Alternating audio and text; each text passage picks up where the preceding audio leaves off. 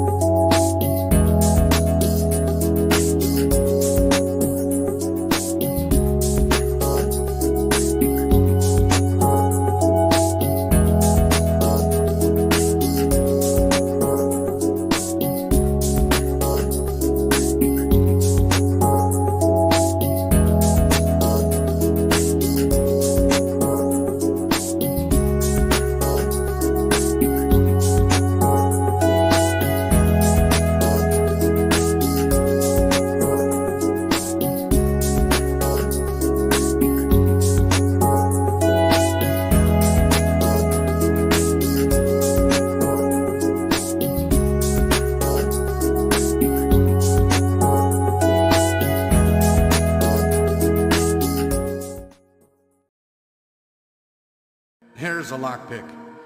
It might be handy if you, the master of unlocking, take it with you.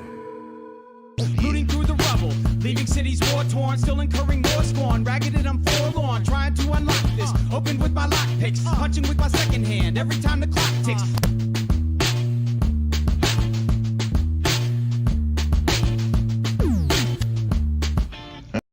There you go. All right, let's get the show on the road here. Ta-da! Shoop. Okay, so give me a moment to make sure that the audio is working. We were almost on time for once.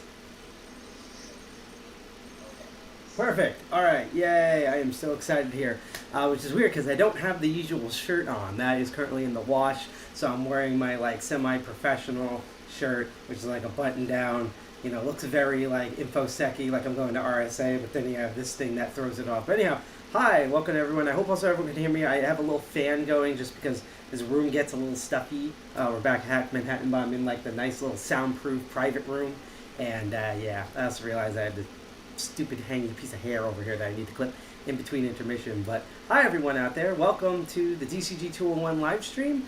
My name is Sidepocket, that's what people refer to me on the internet. I am one of the two co-founders of DCG 201, formerly known as DEF CON 201 or DC 201. We are one of the many DEF CON groups that exist across country around the world. And unfortunately, we were supposed to resume in-person meetings in October. I had a financial and scheduling kerfuffle, so I was like, fuck it. January 2024 is going to be DCG 201's year. So January, I'm going to put down the payment for the new space in December, and we'll finally meet up there. In the meantime, we're going to be having a lot of online activities, including back to our normal streaming schedule for the two live streaming shows, as well as a bunch of other extracurricular activities. If you want to know more of those, including an announcement that I'm going to make later tonight, which should be fun. You can check out our blog right here because the website's been down for 8 million years and I'm still trying to fix that. We also have a Write As blog that eventually I'm going to link to. And speaking of links, if you want to follow us on social media so you can know when we're live streaming, here's our link tree in the chat. It's the usual Linktree URL / DEFCON201. That's DEFCON201. We are on everything. We are still on the failing albatross that is known as Twitter, because I'm not calling it X, because until Elon Musk stops dead naming people, I'm going to still dead name his stupid buyout sellout purchase. But we're also on the Instagrams, we're on Threads, we're on the amazing, awesome Hostux.social instance of Mastodon. We are on a ton of different things, and you can go to that link tree to find us all there. And very lastly, and I actually just remembered something else that I'm going to bring up during the break I'm going to bring it up during the break because I completely forgot to look for it. We're trying to use it a bit more. I think we're going to do one CTF before it ends, but here's the link to the Discord. So yeah, we have a Discord. I'm trying to be more on it because I'm on Hack Manhattan, and Hack Manhattan has a Discord, so that's the whole thing there. And yeah, it's kind of a bit of house cleaning. Also a bit more house cleaning before we get into what the show's about and the topic. If you like the content that you're going to see tonight, and it's going to be interesting because unfortunately I'm probably going to be struggling with it, which is going to be another big mystery here. You can go follow us on all of our streams: Twitch, YouTube, PeerTube, Odyssey, Kick. That's pretty much it. We also have like various privacy measures, including a invidious instance on Tor, so you can completely watch us anonymously through the Tor network. But if you do follow us on everything on there but PeerTube and Odyssey, because Odyssey is about donations, but we get notifications when you follow and we get to cheer you on because that's pretty awesome. You can also follow us when we're not live streaming, but it's just good to follow. When you follow us for free, you can also get updates like right when we're about to stream, and we always have that little 2-minute countdown before we stream so you can get there in time. And if you are on YouTube, make sure to hit that bell and turn all notifications on. So you click the bell and you fill in the whole bell, because YouTube is a poorly coded piece of shit and does not do that by default because it hates its fucking users, even though it generates all the money off of them. Even though, thankfully, we're not in a contract with them, so we don't make any money and neither do they. So yay, fuck them. In addition, I love a lively chat. So if you have any questions about what I'm doing, why my hair is a mess, why am I wearing a failed Internet Explorer shirt, what is this room, what is life, what is reality, please to ask in chat. You can also talk amongst yourself in chat, as you've been seeing over here so far. Otherwise, if you're here to keep lurking and keep learning, well, keep lurking and keep learning. Or more accurately, lurk and watch me struggle. What is this show about? Well, I have 2 live stream shows that have nothing to do with the normal meetings or specials. And this one is called The Master of Unlocking, where we look at locks and physical security systems. We look at how they're designed and structured, and therefore we figure out how to circumvent those security systems, such as lockpicking, bypassing, shimming, decoding, all sorts of things like that.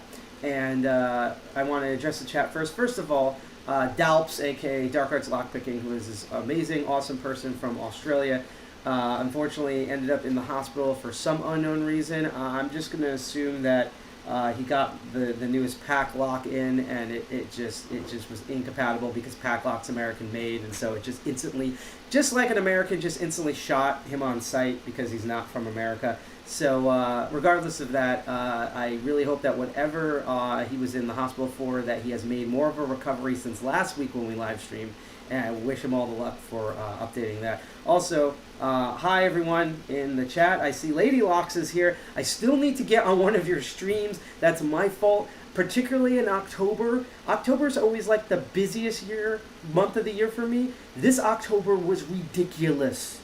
Like, hang on, like, I'm probably going to dox myself here a bit, but here we go. Just to give you an example, and you guys can like zoom in and try to do recon, right? This is what my October looked like.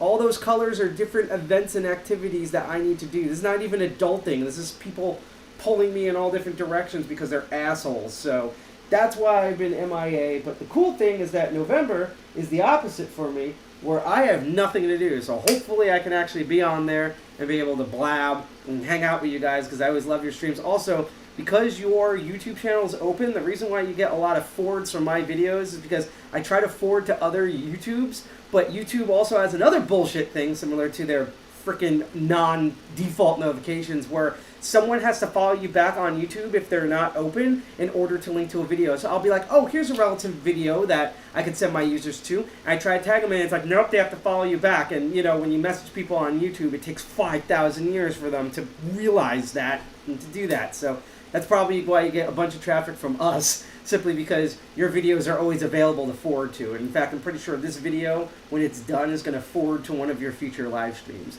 Botrix is working, that's great. Let's see, we're attempting to pick every week, so it's whenever you're ready. Yeah, no, as soon as I'll know a week in advance.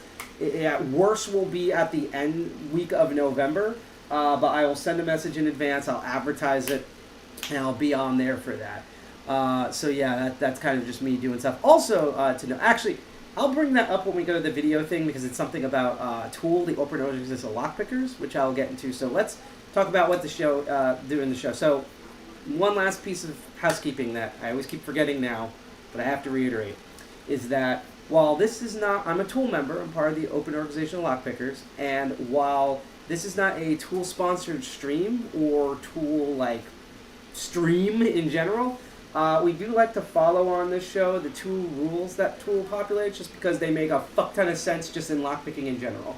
And those 2 rules are: do not pick locks that you rely on, and do not pick locks that you don't own. I don't really have to try to explain those, but I will. First one is just, every time you pick a lock, you weaken that lock mechanism. It makes it more susceptible to picking. You also have a chance to break the insides of that lock over time. You also have a chance to break your tools. And my favorite is when you both break the tool and the lock at the same time. Fun.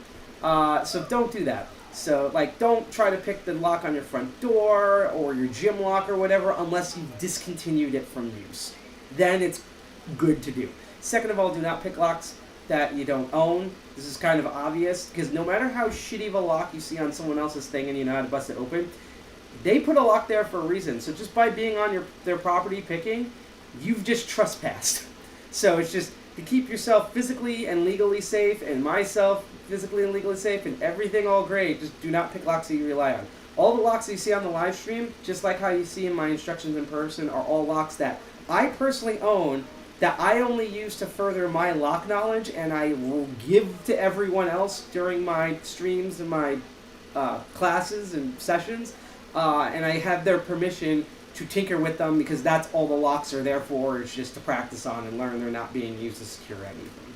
Laylock says, I break locks all the time. Luckily, they're not locks used. You know what's weird?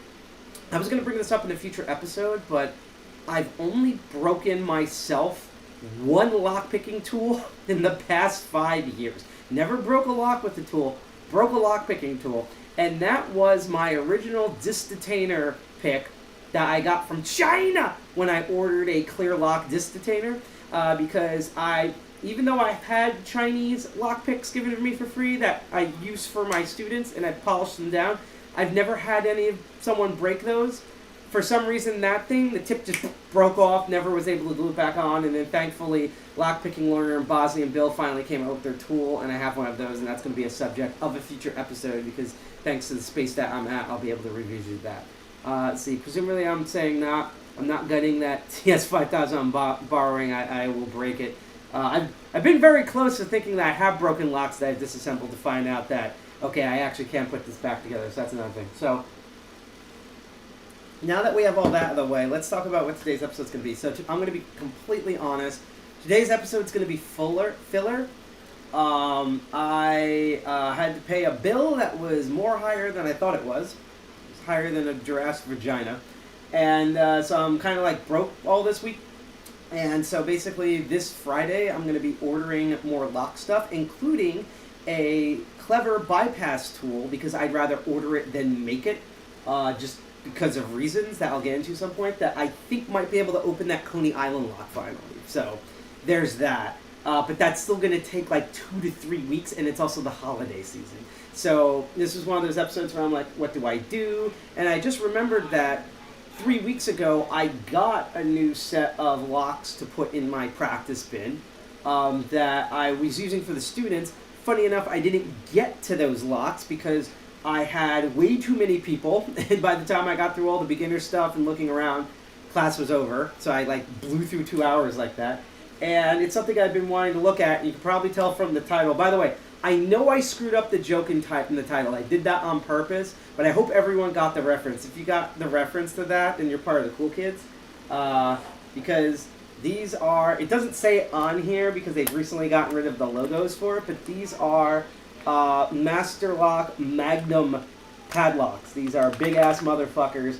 We're going to take a look at them, make up what they are, kind of look at the security stuff, and then I'm going to try to rake and pick them open out of the packaging, which should be shockingly interesting, and I'll explain why it's, despite my experience, it's a bit tricky for me. So I literally don't know if I'm going to be able to open these on stream. I'm hoping to, but we're going to see.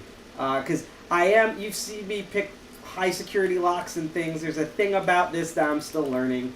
It's the same thing I tell people when I started out. Like, a lot of people struggle in the beginning with Master Lock number 3s, and I tell them, look, when I started 6 years ago, people gave me Master Lock number 3s after I was done with the progressive sets. They told me they're the easiest locks in the world. It took me a fucking week to finally open one. So it's like, that's why I keep telling people when I teach people locks, if an idiot like me can learn how to do this, you can probably learn how to do this, achieve it faster than I can. So it's one of those things. And now that I'm experienced enough, I also know why it's been kind of difficult. But yeah, the other thing is, just like with computer programming, like with the other show with Crypto Barons, it's also the demo gods. The demo gods hate us all. Demo gods hate hackers. I promise I'm gonna take a short break and switch the cams. But it's exactly like what I said.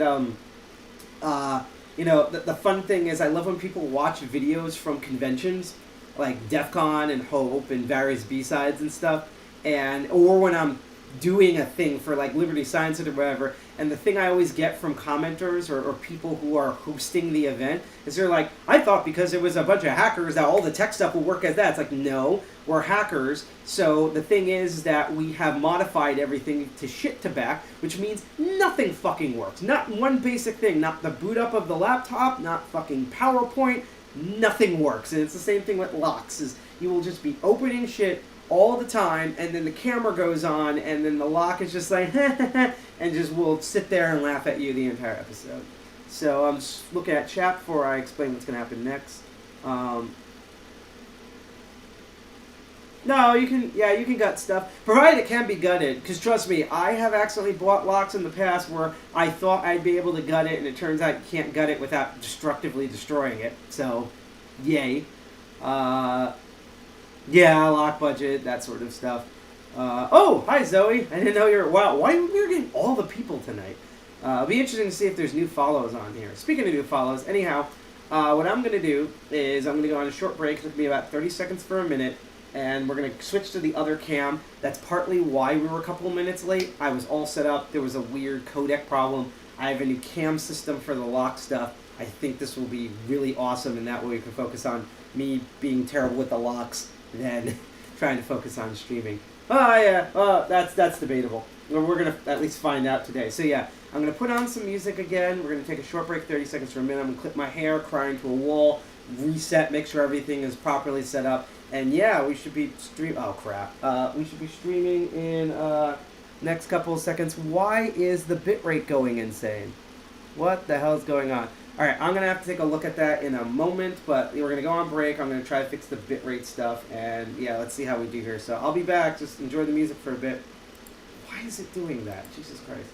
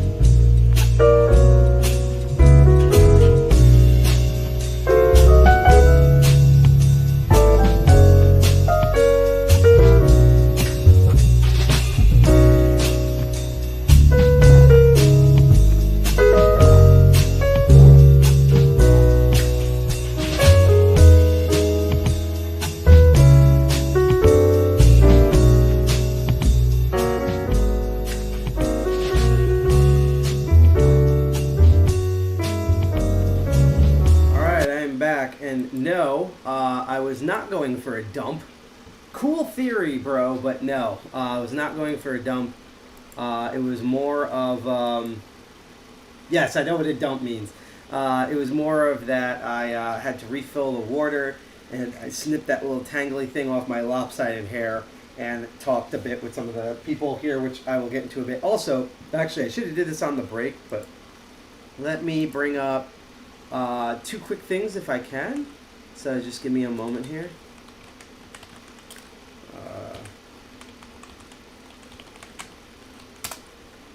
then there should be, hold on. Damn it. See, this is what happens when you think you thought far ahead, but you didn't think that far ahead, so now you're just dumb. And there's no real easy way for me to do this, because normally everything on here is on my phone, because I'm a terrible millennial, so...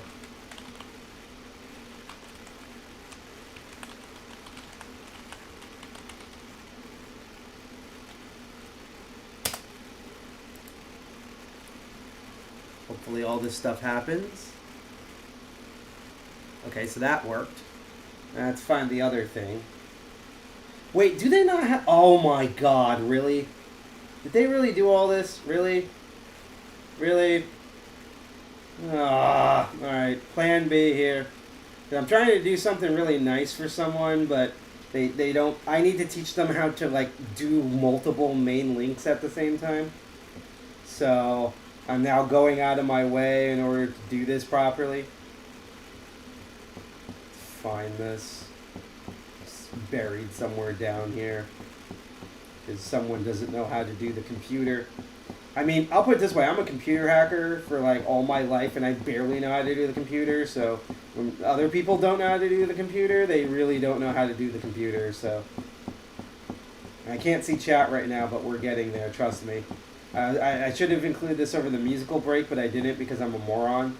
So I'm figuring that out, and then I'll be able to go to this episode where you get to all watch me struggle for no reason. Why aren't you? You should be around here. Why isn't the link here? Do I have to do this the stupid way? Hold on. There we go. All right. God damn it. This lady makes this impossible. Because I plan on doing this at least for a month. Alright, let's get back to the other thing. Welcome to the boring housekeeping that you normally don't see on most live streams that are professional.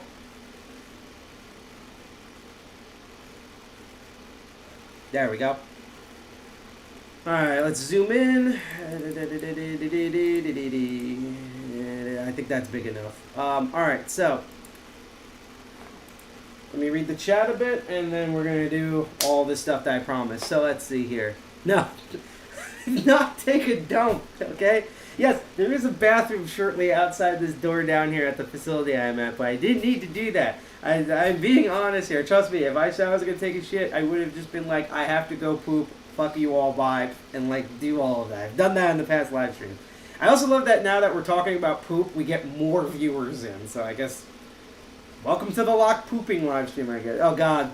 You know how like most lockpicker names nowadays, thanks to Lockpicking Lawyer, has been something lockpicker or lockpicking whatever. Like you have lockpick dev and lady locks and lockpicking patrolman and the lockpicking coal miner and the lockpicking this. Now we're gonna have like the lockpicking shitter or like the lockpicking poop smith or something like that. We know what you did. Okay, do you have the cameras? Do you have? I should ask the space. Do they have access? Do you have access to the cameras in the space? I wouldn't be surprised. This is my crowd here, so. Yeah, leave from the bathroom that time. All right, let's get into like actual adulting stuff. So let's switch over to the hopefully way better camera system. Are you ready for this shit? Look how professional we upgraded here. Here we go. Oh, oh man, I forgot to put it to the stinger, but whatever. Well, first of all, before we get there, let's do a bit more housekeeping. Let me just figure out where I am. There we are. So, yeah, this is the medium blog that I was talking about. We're going to be doing like 1 or 2 more updates this week, including something I'm planning on doing later tonight before I leave the space today.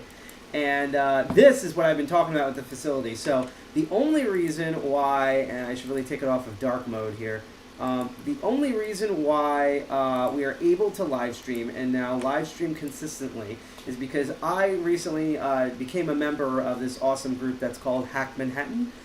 They are located, so they used to be located on 14th Street, like next to the PATH train. Now they're located on 37th Street in Manhattan between 5th and 6th Avenue, which means that you can literally take the PATH train to 34th Street and walk up, let me do the math, 3 blocks, turn over, so 3 blocks and a half, and you're there. So it's really convenient if you're from New Jersey, like myself.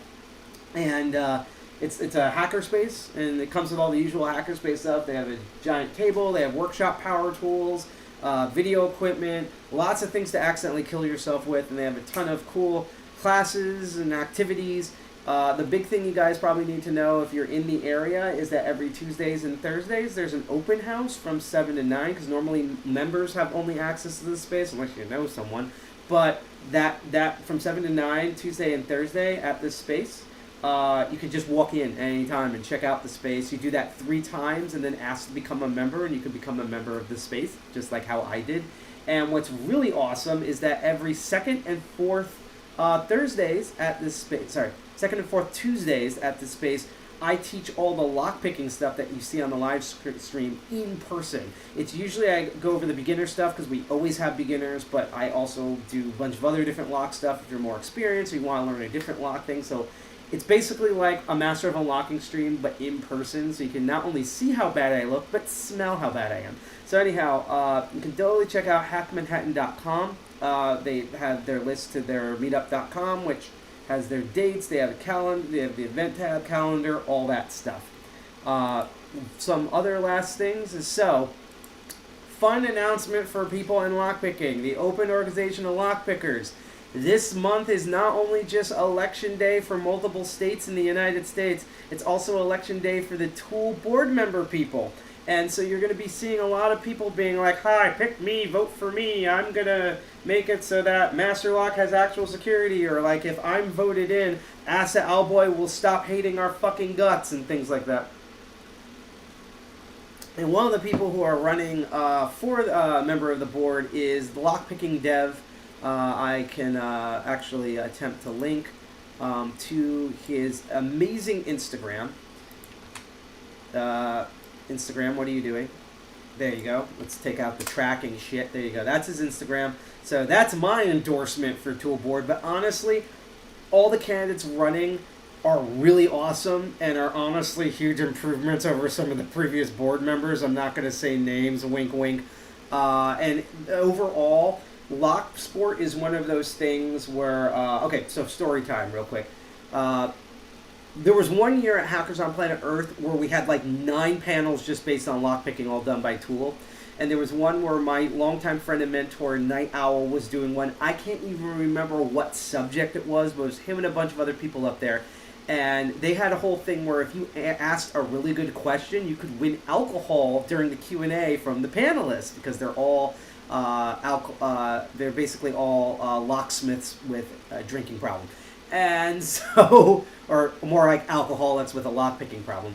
And one guy came up and asked a question, a joke question, that was so fucking good, I was mad I didn't come up with it.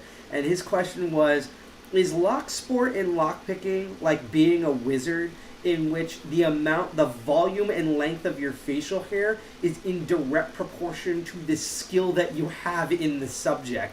And there was a pause, and they all looked around and realized, yes, Night Owl had the biggest beard out of everyone and was the most experienced on its staff, and the guy who was clean shaven was the newest member. And he went, you win?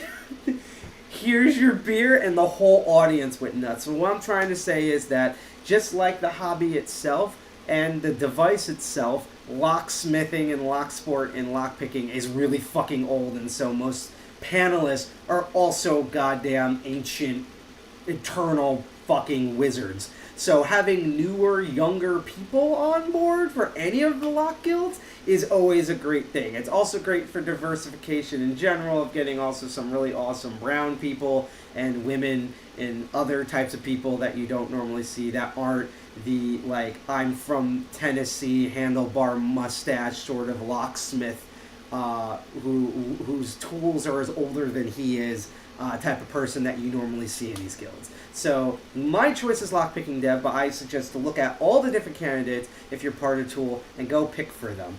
I just want to read here, pick the 6K with barrels, and so why is it so dang evil? Not yet. I know you're talking about someone else, and I know what you're referencing, but I'm eventually going to try to do that shit soon, and not yet. Let's see, my beard grows soon. Well, you know, just like with DEF CON, you could also just have a fake one, that's a totally valid entry, especially because there's a lot of cis guys who sit there and go, and like after 3 years, one hair comes out. You know, that was Murdoch, for example, for a while. So that's one thing. And the last thing, and I promise we're going to get to actual lock shit, believe me. But this is something I've been doing. So, yes, I will put it out this way, even though I actually do try not to get political on these things. We'll just crash into the space.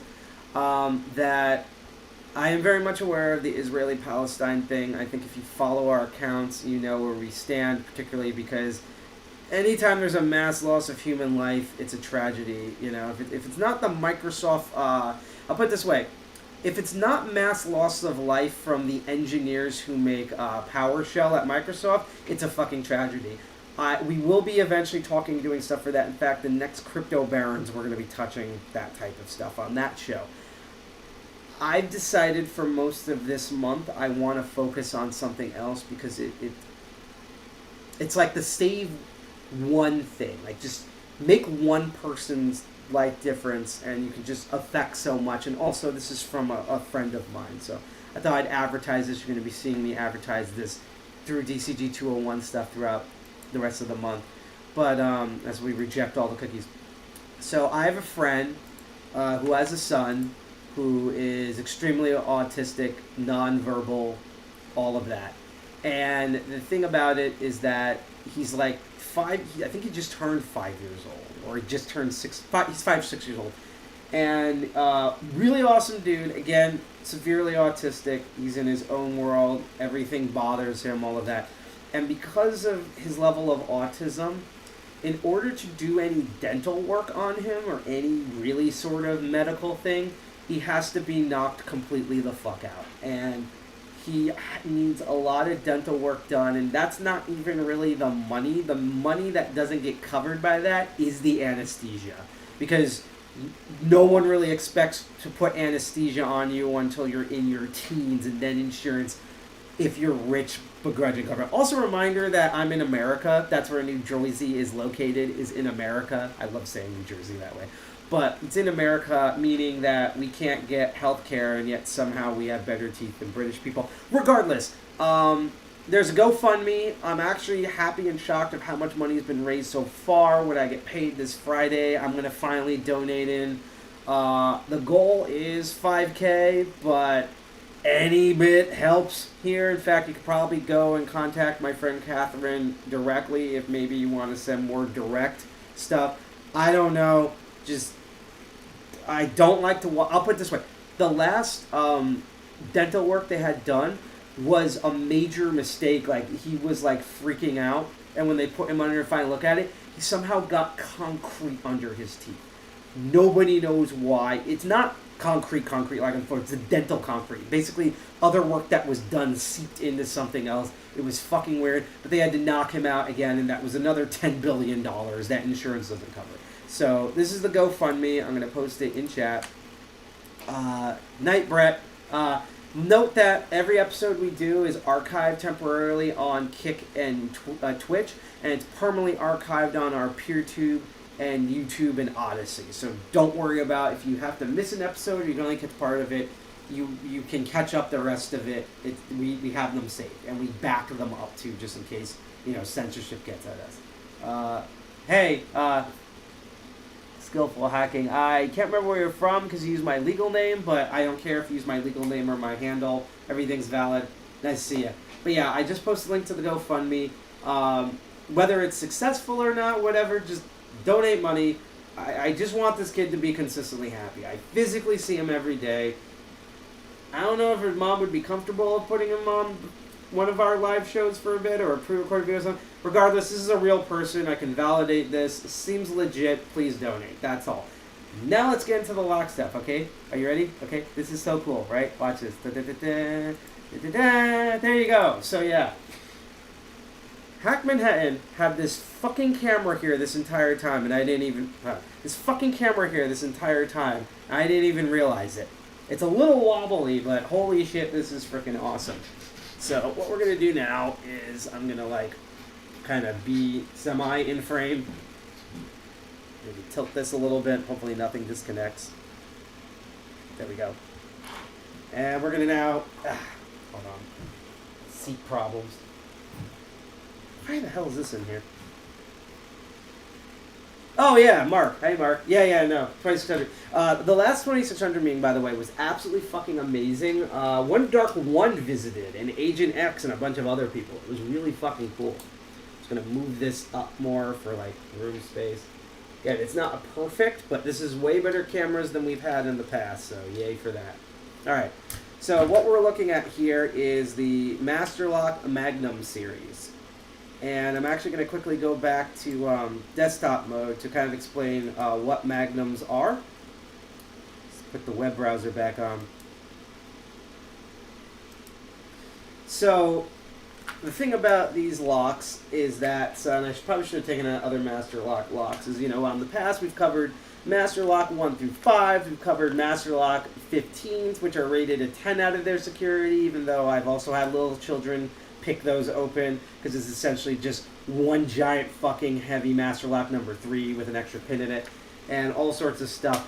Even though they don't really put the branding on here anymore, because this is a newer one, Master Lock has an entire series of locks that are called Magnum locks, and they are focused on weather, durability, and physical security. These are big-ass, heavy fucking locks.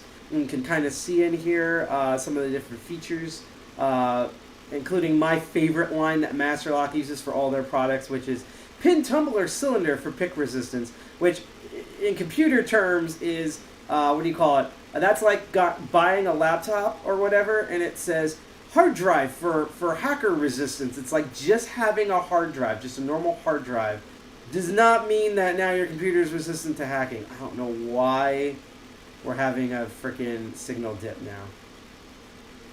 I don't know if anyone else has been noticing a signal dip. I think it's been fine. Let me know if it's too much of a problem, because if it is, I'll ask another Hackman member for help trying to fix that, because that does bother me. Because right now we're on the Wi-Fi, because I thought I was going to use a completely different camera system. In the future, I'll directly plug it in. But yeah, so now that you kind of know of like that layout, I'll go through all that stuff, but more physically. So yeah. Some of the more tougher things than Master Lock number 3 is obviously they are physically bigger. They are fucking heavy as shit. Like if you drop these on your foot, they will definitely break your foot. It's rated 9 on the scale of Master Lock toughness, which in past episodes you've already seen me make fun of this rating system. But the key to remember with this rating system is that it's more rating for the security build of the lock than the actual core mechanism. So one big upgrade, which you'll see on the bigger and tougher Master Locks, especially the Magnum series, is that they have a boron carbide shackle, which is a more enriched type of steel. And they also have this hexagonal design, so that not only is it more hit resistant, but also an anti-shimming measure. For the shackle shim, because you need that curvedness in order to fit it in and move it out and move the latch out of the way. And speaking of, in addition to having that sort of hexagonal pattern of the shackle, it also has ball bearings, so even if this was a smooth shackle, you wouldn't be able to open it with a shackle shim in the first place. As you can also see, just more heavy-duty sort of keyways. A little tiny bit of more paracentricism. There's a little bit more of a curve to the opening. I know it's hard to like, because it doesn't really have like, this camera doesn't have like a focus, which is one of the two downsides. But you can kind of see that in there. There are rivets, but because of this raised platform, they don't really get in the way as much as the Master Lock number 3s. In addition, and this is the interesting part, and this is probably why I've been kind of having trouble with, because I'll put it this way. I've been having a thing where I can maybe pick this open once in a blue moon, and that's it. And it's not because they're doing anything crazy, because I'm going to show you the key right now that I have not opened out of here. So most Master Locks that you get, and again I should have grabbed a normal Master Lock key from one of my Master Lock number 3s or the Master Lock 15, but normally Master Lock isn't famous for having really flat bitting. Like basically it's always 2, maybe even 3 of the pins are already at the shear line. You're just moving 1 or 2 pins, usually 2 pins, and the entire lock mechanism opens. That happens whether it's 4 pins or 5 pins. This, if I remember correctly, is a 5-pinner. But what makes it odd is that it has a bit of a high-low pattern going on here.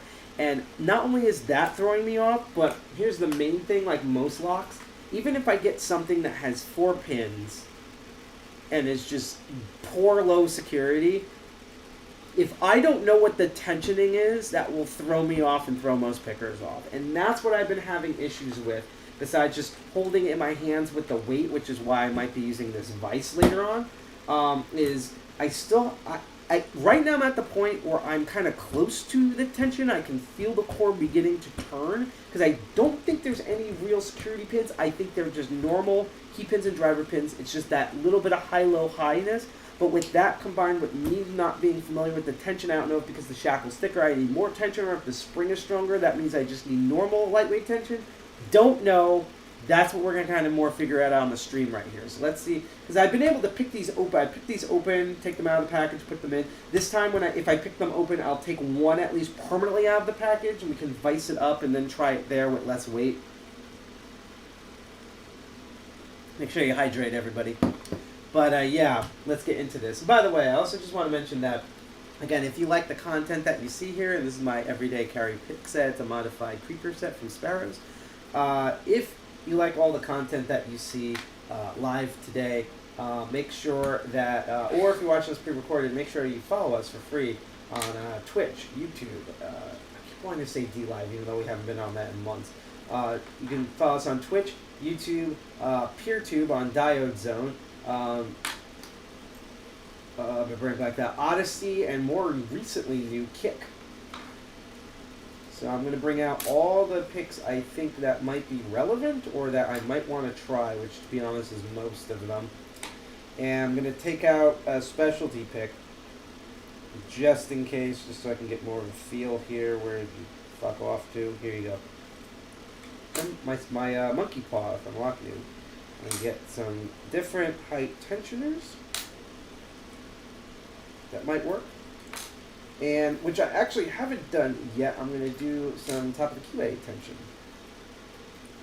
I'm going to try different things here. But yeah, no, I've also like started lightweight and put pressure on it, or do like lightweight, heavyweight, lightweight, heavyweight. It's what happens is that every time I open this is the exact moment when I'm not paying attention. So, and the problem is I feel like when I am paying attention, it doesn't fucking open. So yeah, we have our crotch shot here of the lock, because I don't want to do it on this because it's too high, so I'm going to put this on my lap. The way I naturally pick is I usually lean things to relax. I lean things on my lap. So it's like the lock is like Santa Claus. We're going to try this upper one just because it's more easily accessible. This is my super thick one that I'll try to use, but I might have to go for something thinner. We're going to just do raking first, just because that's the one that seems to be more consistent on this.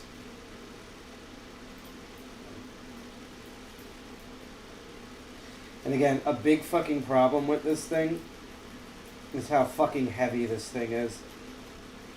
So it I also have a hard time just tensioning it, which is why I'm going to fully take it out of the package eventually, because it will eventually wear out my hands. And I hope I'm not getting flagged on YouTube for inappropriateness when I'm not doing something inappropriate. Another thing about this too is, because I know it has a bit of the high-low-high in it, I've also been angling. See, my hands are already cramping. I've been angling the rake, because I remember the last couple of times when I would angle the rake in different directions as I'm raking it, it usually starts to open.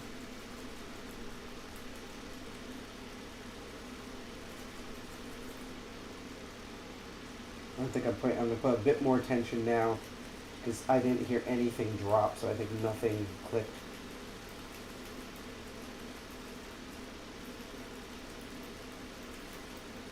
See, there it goes again. See, I feel like it's almost wants to turn. And see, here's the thing.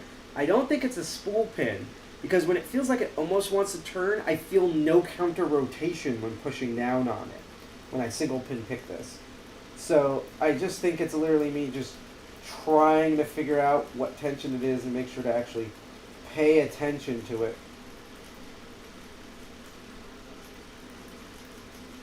And the thing I actually want to try, because I'm kind of not remembering how I initially did all of this, is I actually want to try smaller, thinner bottom of the keyway tension wrench. I'm also going to try top of the keyway one single pin picking at one point and see if it makes a difference.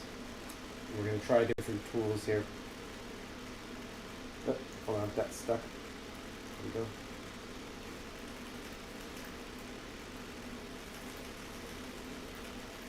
I have raked this open before, but one might be camera shy. So for some reason it's like sticking now. I did hear clicks, so there is stuff getting caught at the shear line. Hang on, what's going on here?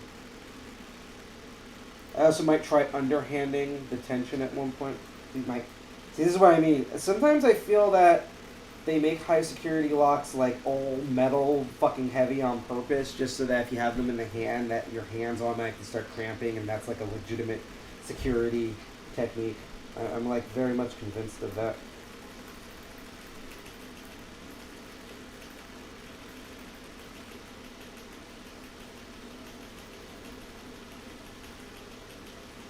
Putting all the tension on it now.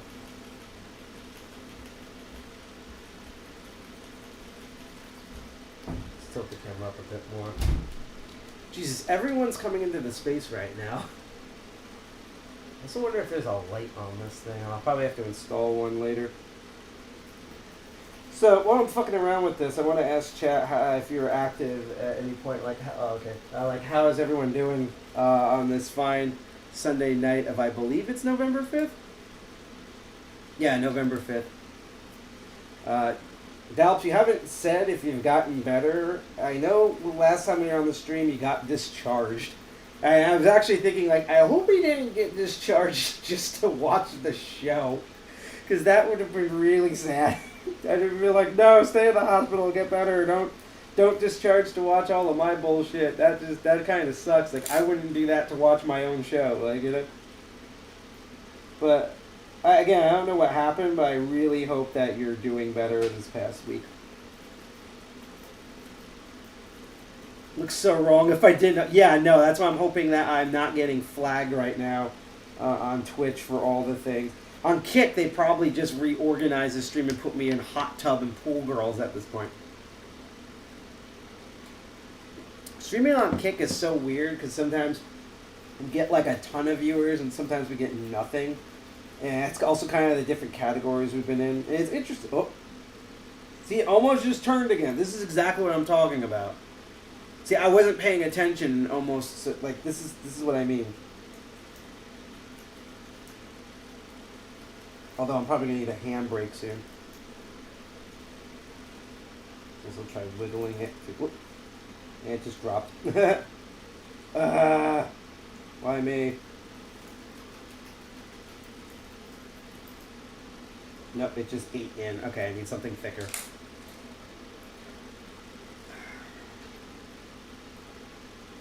And it's also kind of funny because TMI, because anytime I do lock stuff and I'm not like explaining a lesson, I always end up being. That's why sometimes when I stream this show, sometimes I put it in talks and podcasts instead of making crafting on Twitch. But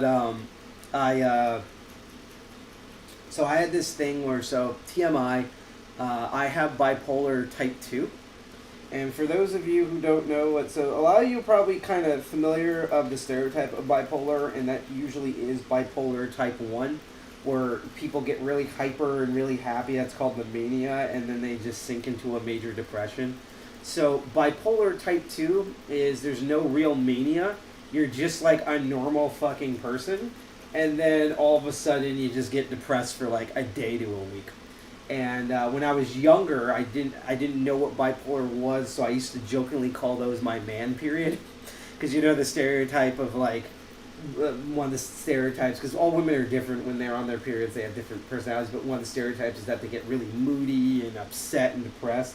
So like that was the same things I was having every couple of months. So I was like, it's my man period for 3 days. So yeah. And then I got properly diagnosed. I used to take medication for it. I don't take it now. I rarely actually have the depression part, but unfortunately it did happen starting Thursday night going into Friday. And that really sucked because It was the 2600 meeting. It was... I need to take a handbrake right now. It was the 2600 meeting. Then last night I went to a party, which I'm probably going to be bitching about the entire stream, because boy was it bad. And now I'm today doing the live stream. So it's like the weekend where I have to be the most social is also when I get depressed. I want to add, I was naturally getting depressed all of Thursday, and then the bipolar 2 hit. So I was already sad, and then bipolar 2 threw more kerosene on that. So yeah, I'll put it this way. I'm better now, or more accurately, I would say I'm more stable now. I'm still depressive, but I'm way less depressive than I was yesterday and Friday and Thursday night. So things are, I even said that I'm probably going to be, mine usually lasts roughly 3 days. There's like a rise and then a climax day and then a downgrade day. So I'm in the downgrade day. So probably by tomorrow maybe, I'll be completely over it.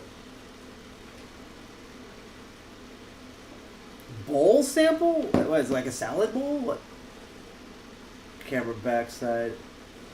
Yeah, no, I have a lot of friends who are anxiety. Like, all my friends have been are different. I literally, like, have friends where it's like, wow, we need is, like, a psychopath like Donald Trump on the team, and we would have, like, the entire range of mental disorders. So there's all of that. What should I try next? It hasn't worked yet, personally, for me, but I'm actually going to try the thinner one to give it more room. I'm actually going to try the City Rake next. That's because there's one section of it that kind of matches the low high profile, so maybe. Thickening of the large intestine, small intestine. Okay, I just figured out what happened. You were a very curious Australian, and despite hearing that was shit, you tried Foster's for the first time, and it put you in the hospital. I totally get it. You basically, your Australianness was like, oh my god, this beer is so shit, and like your small intestine decided to protest you for even deciding to drink Foster's as an Australian. I totally get that. Again, as an American, I apologize for Foster's, that Foster's beer exists. It's just a sad imitation of what Australia kind of is. But again, I hope whatever it is with your small intestine, that it clears up. Oh God, Crohn's disease. I feel like every friend that I know, kind of unrelated, I don't know why I'm thinking of this, but I also have come to realize that there's a lot of friends of mine that have lupus. Like, I feel like if I have like a group of 6 friends, one of them develops lupus, and I have no idea why. I don't know if I'm like bad luck or like what. Yeah, no, and it also really sucks that like if you haven't been paying attention to like DCG 201 social media, or like just hacker news in general, like I said, this 2600 meeting. This was the first 2600 meeting where it didn't feel like we were at a wake for someone who just died. Because, like, both locally and very publicly, internationally, a lot of close personal friends and work colleagues and people that I met have died, including a bunch of people that are literally around my age. So, yeah, I know. So, yeah, it's like, that... It's kind of also funny that the first 2600 meeting where I wasn't depressive on purpose because someone died was also the one where I'm just depressive just in general. I just realized I also took the wrong top of the keyway tension tool out. Hang on. I need something with actual teeth. I need my top of the keyway tension wrench to be like my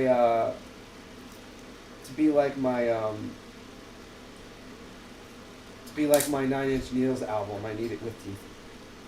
Put this one back.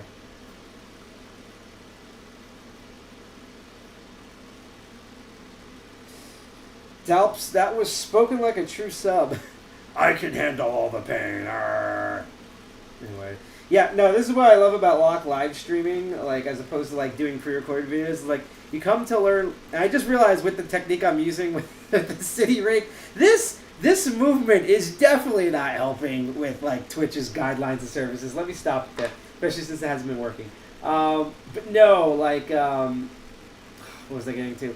You know, with lock live streaming, it's like, you know, you come to see someone try to pick locks, and you stay for the therapy session, essentially.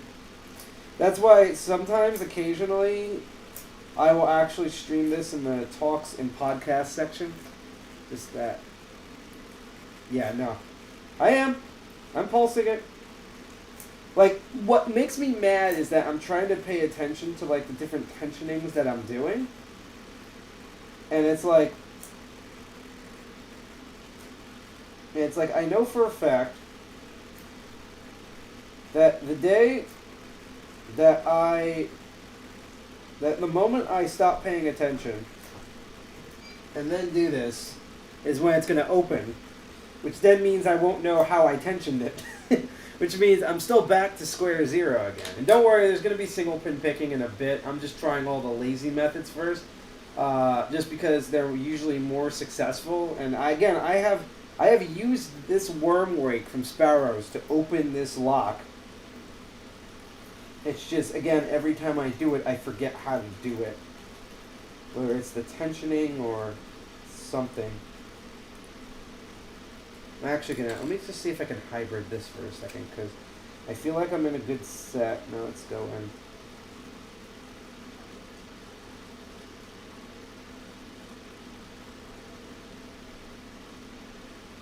Nope.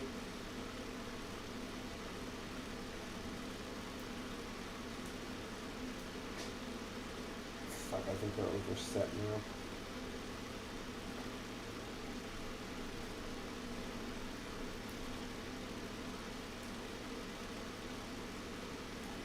Yeah, no. Yeah, no, again, what's really killing me is that, again, my tension hand, which is why I'm eventually probably going to give up and do the vice, my tension hand, even though this is the most comfortable for me, my tension hand is also holding the locks up. That's why I'm resting it on my body. So the problem is also that, like, that they're so heavy, it's cramped in large, they're cramping my hand.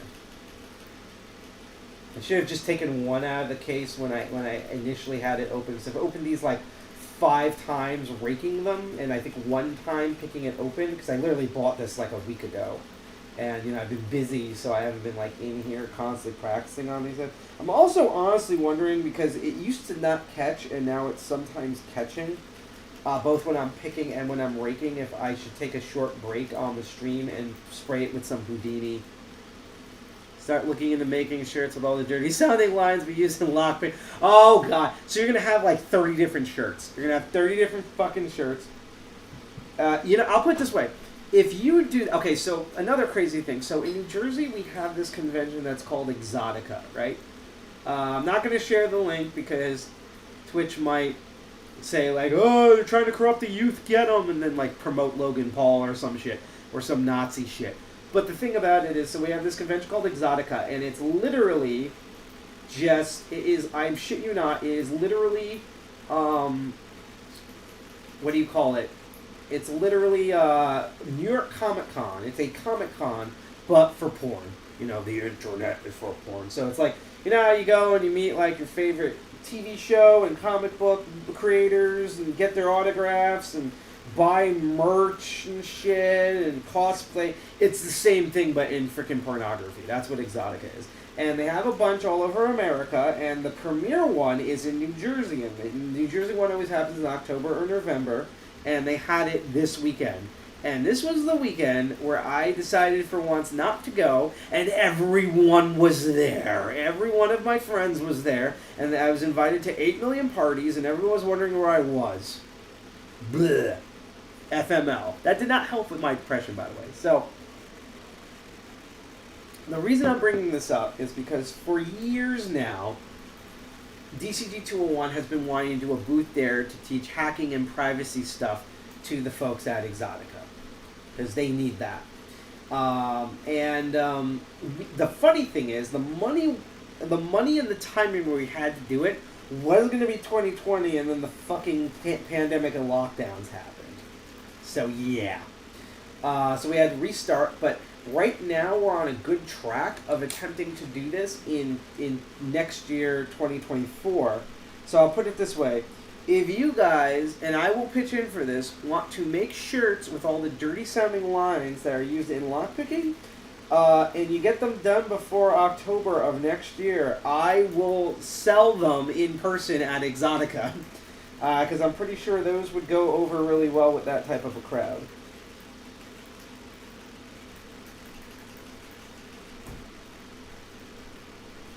Alright, so I'm going to relax my hands again, and then what we're going to do is we're going to try some single pin picking, and then if that doesn't work, we're going to go on break, and I'm going to then put it in the vise, free up my hand tension, and then do it this way and see if that... Watch, it will work.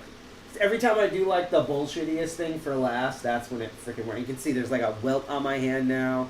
My wrist is all shot up because, again, these are freaking heavy because they're Magnum locks. They're supposed to be like freaking giant, heavy, and thick to withstand whether it shows you, weather resistant, things like that. So, yeah. And again, if you like the content that you see on the show, I haven't heard the ding yet, but you can follow us on all of our live stream channels for free. Follow, like, share, and subscribe on Twitch, YouTube, PeerTube, Odyssey, and Kick.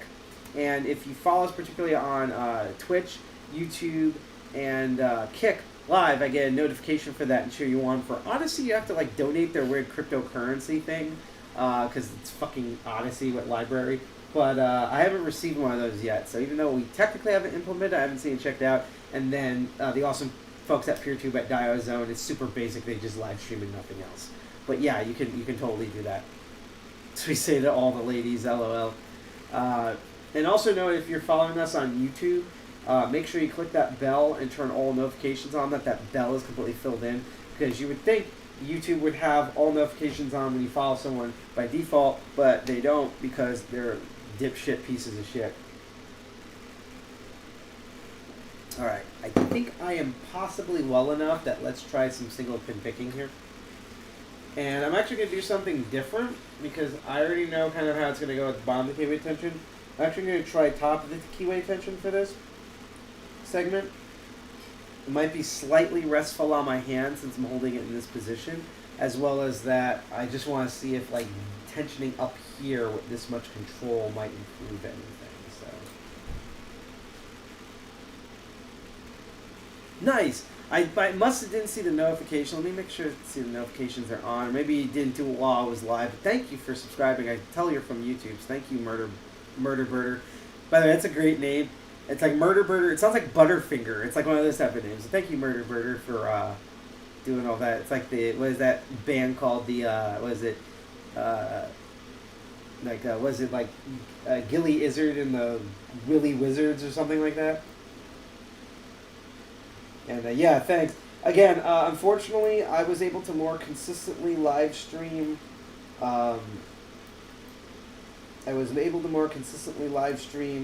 Crypto Barons for a while than this show. But now that I'm at Hack Manhattan, I'm able to do that. I'm able to do this show more. And again, we're back to our usual schedule of first and third Sundays of the month for Master of Unlocking, and then Crypto Barons, besides specials, which I have to actually figure out this week, should return every second and fourth Saturdays of the month. And this doesn't include specials, and when we go back to our hybrid in-person meetings. Alright, I'm having a hard time feeling in here, so monkey paw, here we go.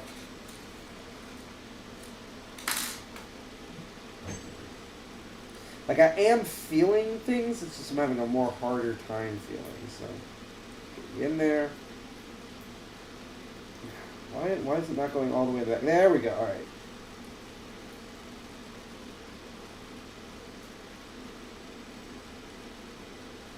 Okay, 3 I think needs to be set. That was set.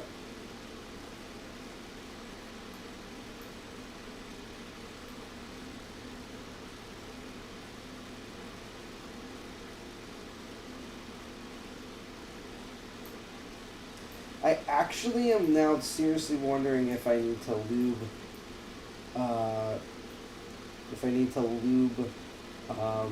The Magnums up. Let's see. Yeah, no, I got this monkey paw way before he made like the standard shrink wrap one, so eventually I think I'm going to retire this one as an art piece and then get the actual ones with like more comfortable handles, because that was my only critique is I like the artwork on this, but how big this is and that it's like so sharp edges, so I'm like literally holding it right here as opposed to like properly, comfortably holding the lock body like you should. So that will be an eventual thing. I also, one of the episodes I really want to do, I've been wanting to do it all year and I had to bump it back to 2014, is I've collected so much stuff that Lock Noob has made, and it's been mostly excellent shit.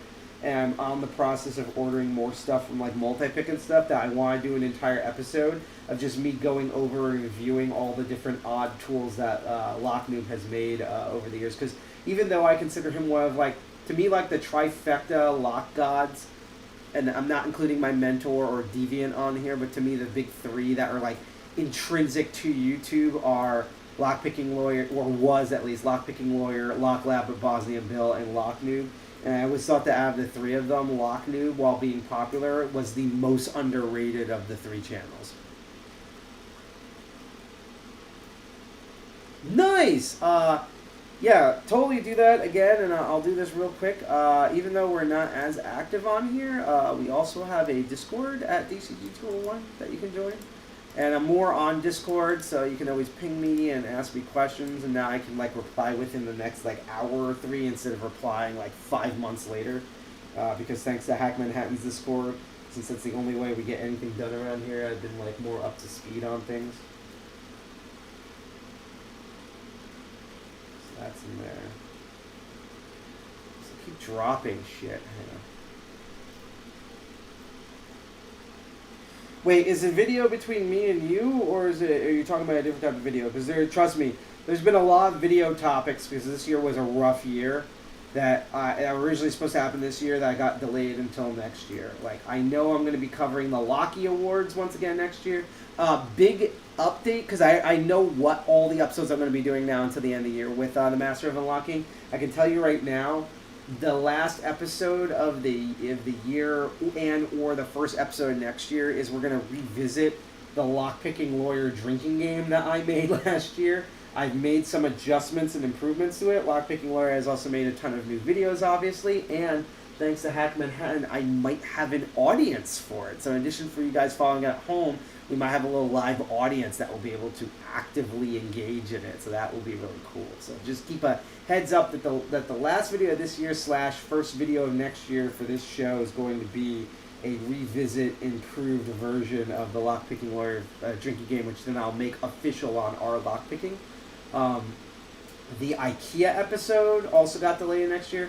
Also, thanks to this space, I am going to be making, going to be recreating an old lockpicking device that has not, that's been extinct for a while, and I'm going to be like recreating it thanks to good videos and still images that I've found of it. And maybe I might even be able to change some of the materials to make it even better.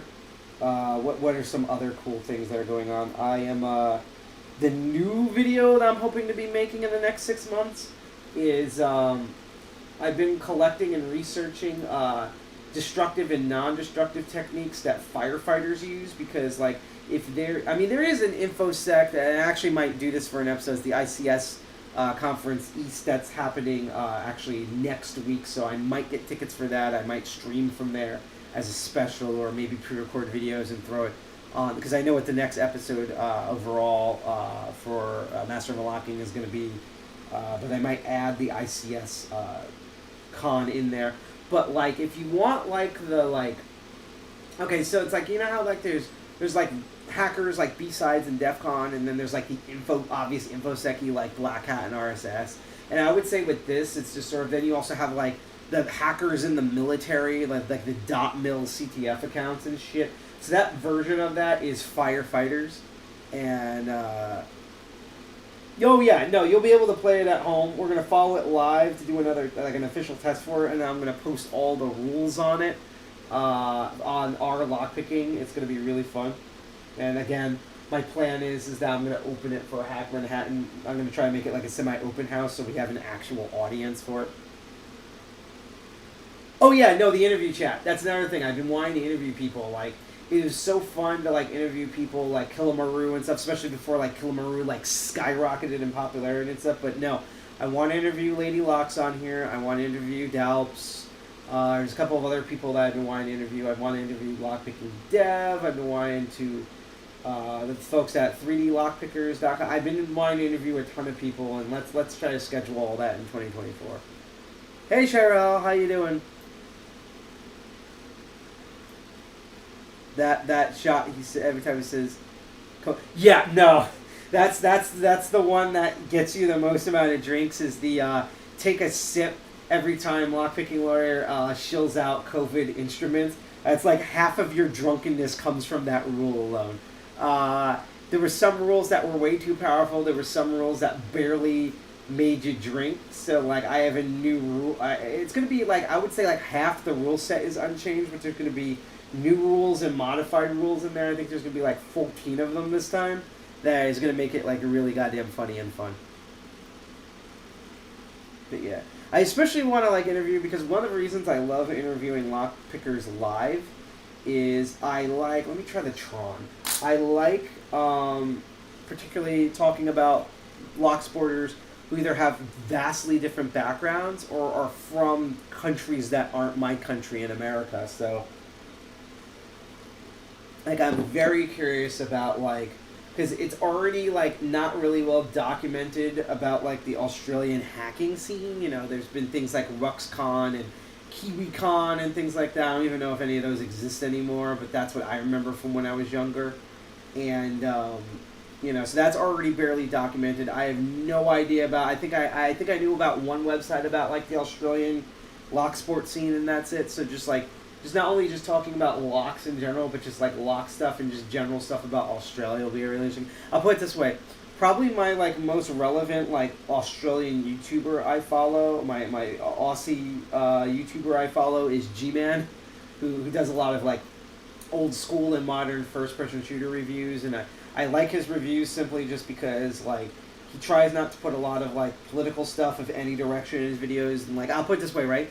When Wolfenstein 2 The New Order came out and everyone was shitting on it for multiple different reasons for like the politics, he was the only person like praising the good stuff in it, but then like also shitting on it for like actual gameplay and like plot hole stuff that didn't make sense. Not like political ideologies in the plot, but like the actual like tonal inconsistencies and plot holes and things like that were going on. So I very much appreciate his channel. At surface level, it comes off as dude bro-y, but then you like see his actual content and realize, oh, he actually has good fucking content. Oh, okay. Let's see. Maybe the first pin. Wait, there's definitely another one binding. Oh, that just dropped. Okay, let's reset. I think I was very close on that one. Hang on.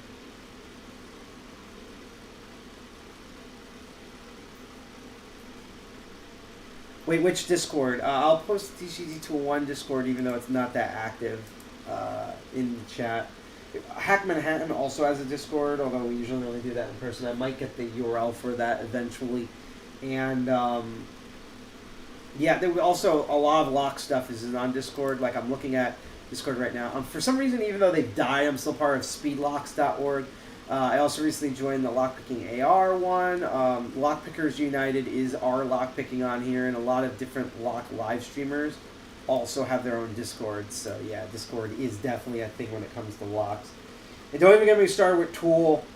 Tool had been on Slack forever, and Slack, I fucking hate Slack. There's a rule we have at DCG Tool 1.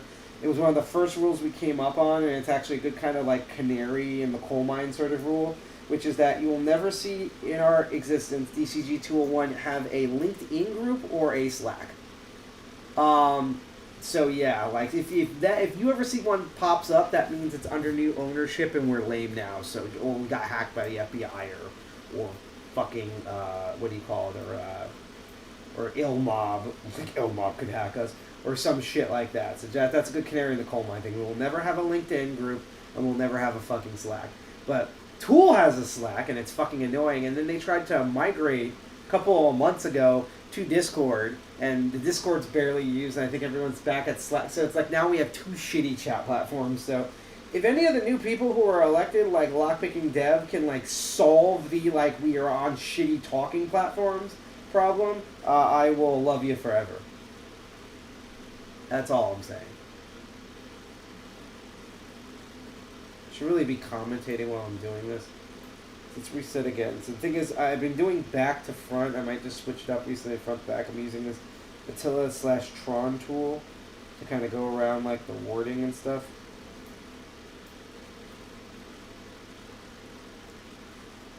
So I got 2 and 3 binded. It's just 1 and 4 because again those are lower. I think 1 just dropped. Whoop. Felt some turn there. It's just dropped. Let's go back to the monkey paw so I can feel better now that I have a sort of false set going on here.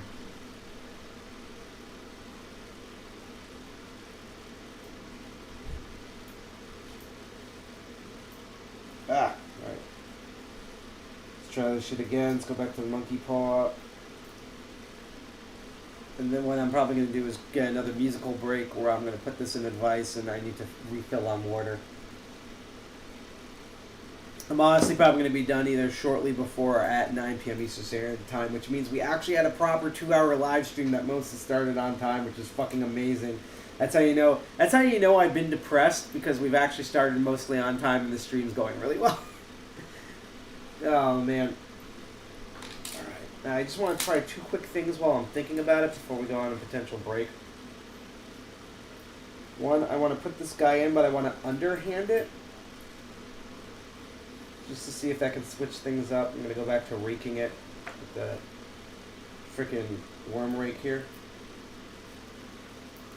Because sometimes when I do it like this, like with my pinky and stuff, I actually have, like, ironically enough better... Why is it catching? I have better control. Oh, I thought that was them. I thought someone else was laughing. They're like playing Friends or something. Oh god, it's French. I am so happy I'm in here with you and not looking at fucking Friends on the screen. Dear Lord. I don't want to know what's going out there in Hack Manhattan right now. Holy shit. Oh, depression is when you're most social. See, I'm the reverse. I guess it's because by natural default, I'm kind of like a angry introvert. Like Lewis Black, but actually black. I was saying earlier on the stream, so I have bipolar 2, and that means you're a normal person, and then for like a day or 5 you get depressed. Every like month or 3 months, I used to call it my man period. So the thing about it is that God, and I actually also might lube up this lock as well while we're on a short break, but because my thumb's cramping. But the thing about, so what I mean by that is I was already getting depressive Thursday going into Friday just because of stuff going on in my life. And then the bipolar 2 kicked in and added a ton of kerosene to that. And it fucking sucks because Friday I had, what did I had? The 2600 meeting. And then on, so on Friday I had the 2600 meeting, and then on,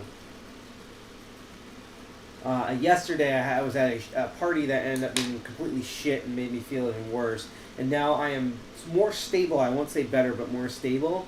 And now I'm doing a live stream. So while I'm not faking my happiness, I'm legitimately actually happy and excited to be doing this stream, especially since it's been mostly working. I still am coming off everything.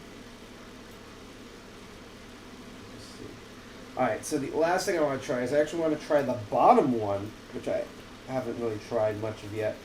See if that makes a difference.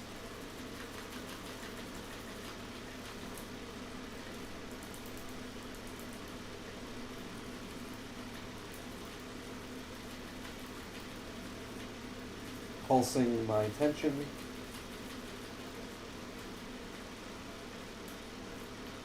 Well, that sucks. Let me get a thicker one.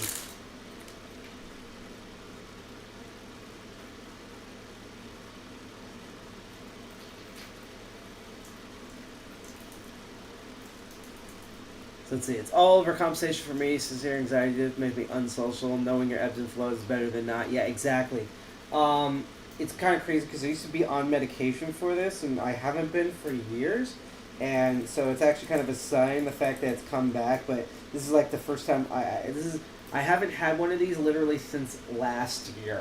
So like that's exactly what I mean about it. That's why I'm like not on medication, because it's now so uncommon / rare for me that like I don't think I really need to be on medication for it anymore. In this case, it's like I still would have been depressed this weekend. It's just the bipolar 2 didn't help. Like there's been things going on in my life. There's a lot of honestly foo-foo things. It's like shit that really shouldn't matter, but it matters to me. That's been like bothering me here. All right, so I need to rest my hands, and I also want to see if I can. So what I'm gonna do is I'm gonna put on some music again, open the door, relax my hands, scream into the wall. I'm gonna lube up the Magnum locks. I'm gonna use lube on the Magnum. Ha! And we're gonna put it in the vise just to alleviate all the weight and try it doorknob style and see if that changes anything. So I will be right back. Enjoy some of the light jazz music and just give it about a minute or 3, and we'll wrap up this episode around 9 p.m. around our time. So the next like 20-25 minutes. So stay tuned. I'll be right back.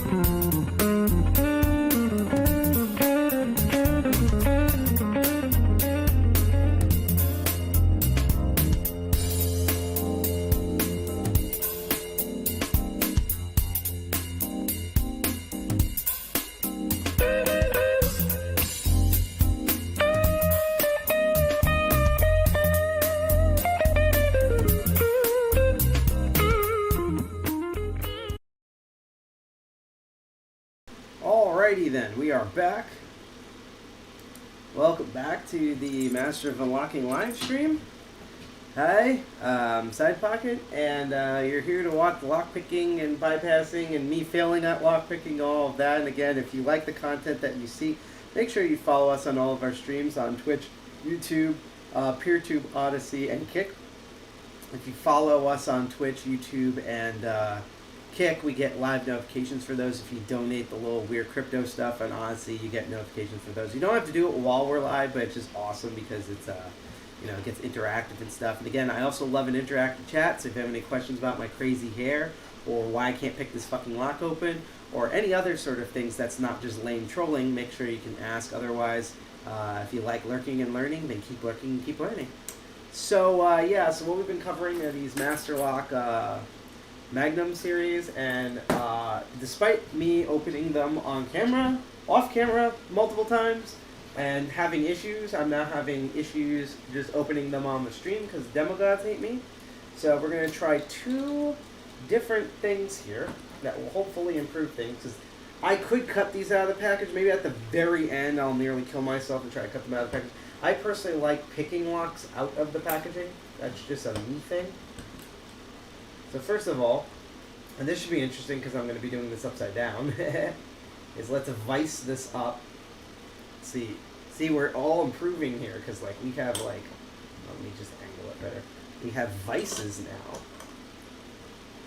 See, aren't we getting grown up here? This is why I like having being a hackerspace like Hack Manhattan, where you have like professional tools here you can nearly kill themselves with. And then the other thing is I'm going to be using a lock lube. This is a high quality one called Houdini. Unfortunately, the hair is an innuendo. The tube for this is in my other pants. Ha. So we're going to just direct spray it. And it's actually good that I'm putting this in upside down because that way it will go directly into the pin system. So there we go here. Let's try to angle this the best way I can. So, yep, that is definitely in there. Getting that kind of going. Far superior to normal. Oh, God. Now I'm just thinking of that comic Superior Spider-Man. No, I'm honestly just, my hacking skills are okay to lacking, and, I'm really good at teaching locks. I'm okay to good at picking them. I'm just really involved in the community. That's really all it is. And all of that. Like I said, if I'm a fucking moron and I can do this, anyone can fucking do this. And that's why I believe in everyone who does it. So we're going to wait a minute here for all the lube to properly sink in. And we're going to try doing this European style, just because that's the only way to do it in the case. Otherwise, I'll cut one out and vice it up.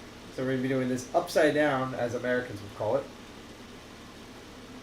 Let's see. So if it's rotation, it should be up like this. And the first thing we're going to do is we're going to rake it. So now that we have this like all solid in here, let's try this shit.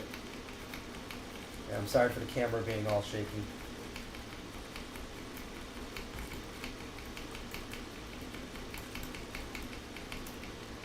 I'm going to laugh if this actually opens it.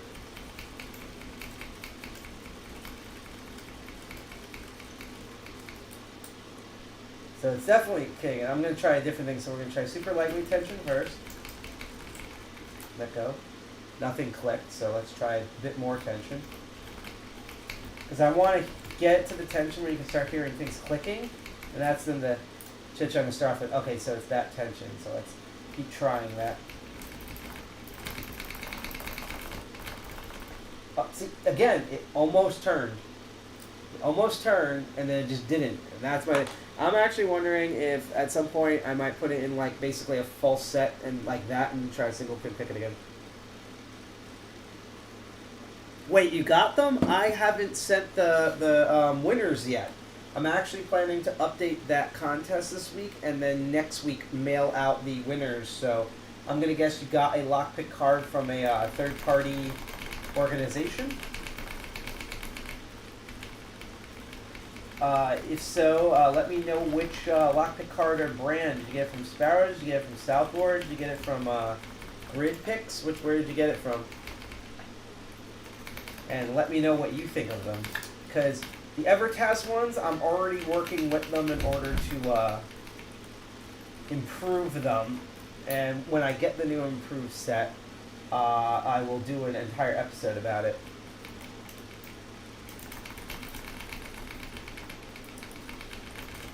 Alright, so Murderbird asked, I bought a Master Lock a couple of weeks ago and it said it was a level 10. Does that refer to only the tensile strength lock material to lock picking difficulty?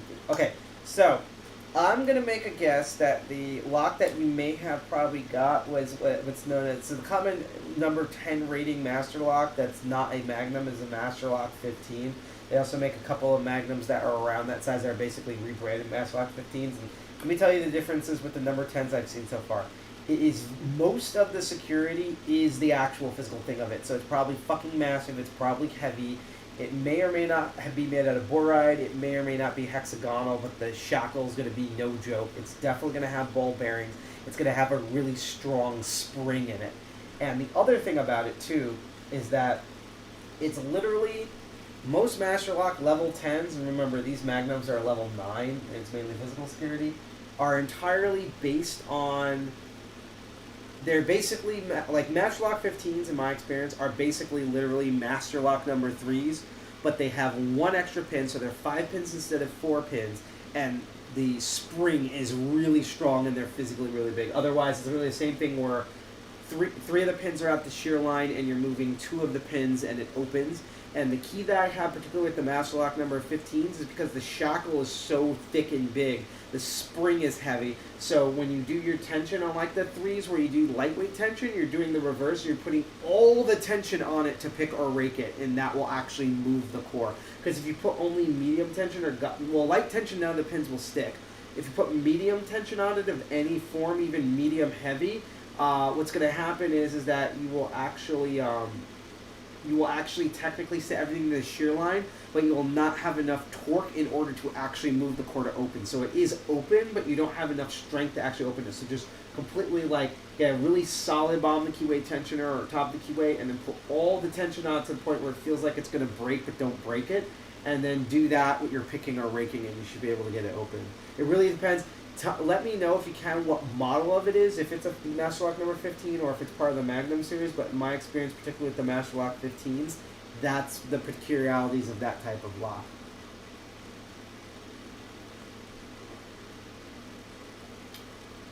Okay, it's a big lock. Oh, the giveaway. It's going. Again, I've been super busy all October, so it's probably like bad timing for me to do a giveaway like that. I will, again, update this week on it, and then the winners should be picked next week, as well as the, I'm going to pick 3 winners, maybe 4, and then they're going to be sent out that week.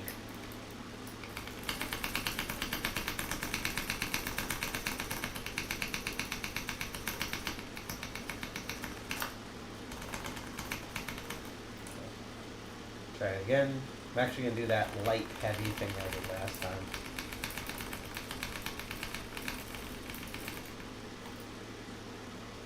Nothing there, so put a bit more tension on it. So lightweight, now a bit more tension. See if that makes it stick.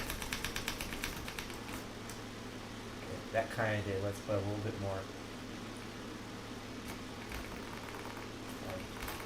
Keeps sticking still.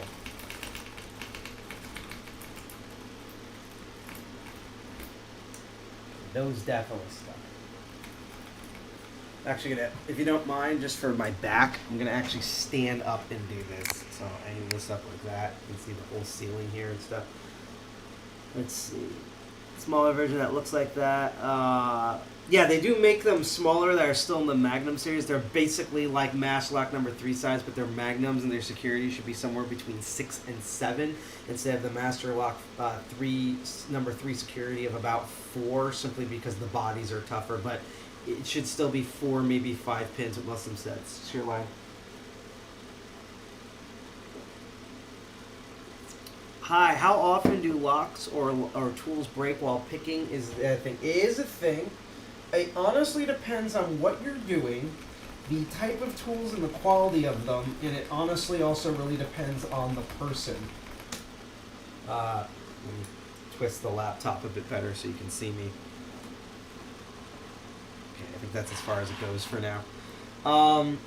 I, for some reason, am really lucky and I rarely break any tools. I don't know why. It's not like I'm careful with them. Again, the only tool I have personally that I've had students break the public tools, although that's also uncommon for me. But the only tool I have ever broken was the cheap distatainer lock that came with the clear distatainer lockpick set, which is one of the reasons why I got the Sparrows distatainer lockpick set. Oh, it almost moved. Let's try again. Let's actually do that technique again with the same tension. And just because if it's Chinese lock was made out of really cheap steel.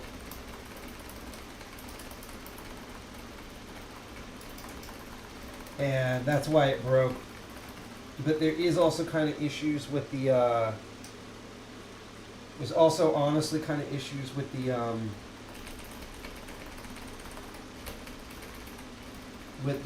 one that lockpicking lawyer in Bosnia and Bill made that Sparrow sells, which Rook Knight has done a lot of updates on it over the years, and I'm actually going to try one of his things that he did to make it better on a future live stream early next year in 2024. So look out for that. God, it's like almost does it. Actually, let me spray the top one and try that one. Whoa, that one came out too strong. Hold on. Here we go. Hold on. See, that's why I want. See the bottom one also. That's why I need the tube. Unfortunately, it's in my other pants. My tube, my good tube, is in the other pants. Ha. Let's see. You don't usually need to be rough enough that you break tools. If you're breaking tools too often, you're probably... Yes, I do agree that if breaking tools is like super common, you're probably manhandling them too roughly and everything. I do agree with that.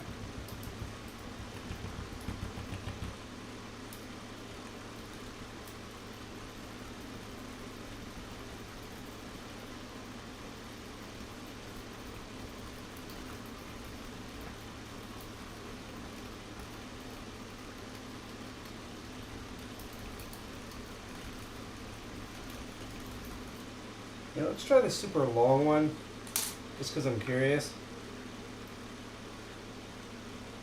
Talking about tubes in my other pants, super long. Hence why those shirts, Dalps, right? Am I right?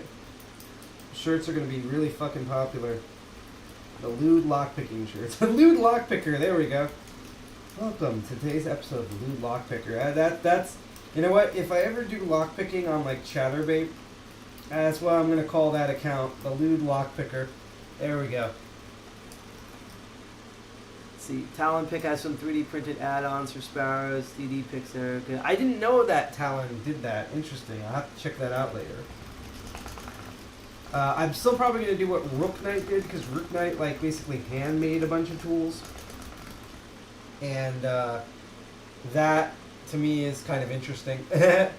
To be honest, I think that would be more interesting for like live stream stuff than just having the preset tool made. Because one of my focuses on 2024 is that I want to do a lot more focus on like making stuff live.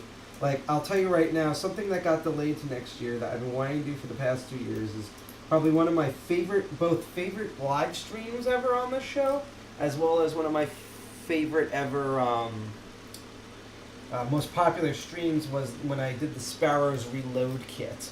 And the reason for that, let's just angle it this way so my big old hands are not in the way. And the reason for that is because while it was simply just me teaching how to repin locks, for some reason no one had ever thought to respray the lock bodies to match the colors of the color keys that come with the Sparrows Reload Kit.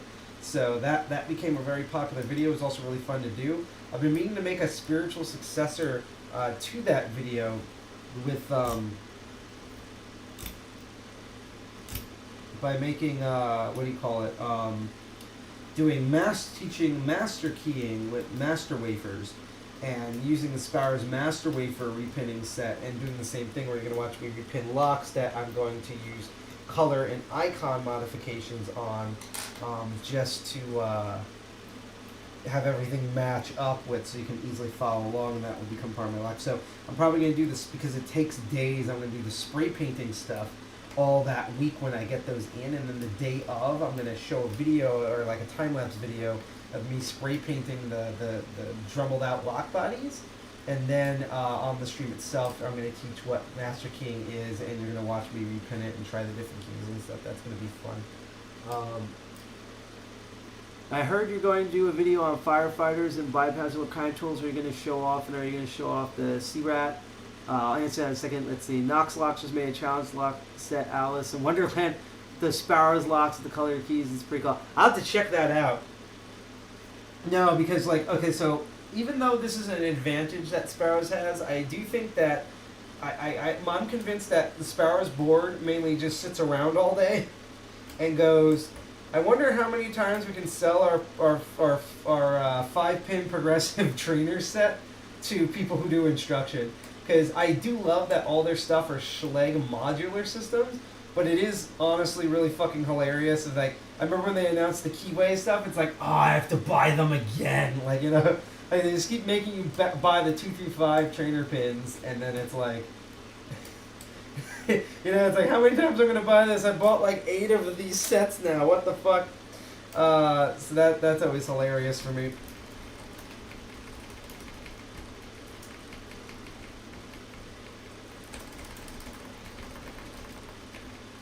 I'm going to try something else there. But let me answer your question about The firefighter videos.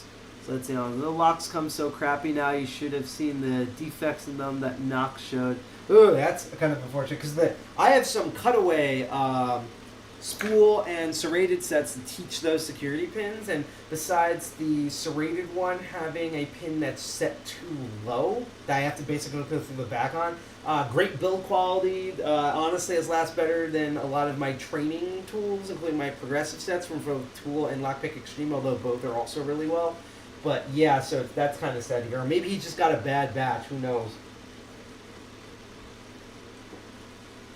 And sometimes that happens. That's why I share Lock Noob same criticism with the I share the same criticism that he has with the, even though I still want to also do a video of this one day, the belt system that our lock picking uses. That was a false hope. Hold on, let me get a thicker one. Boo! Thought I opened it.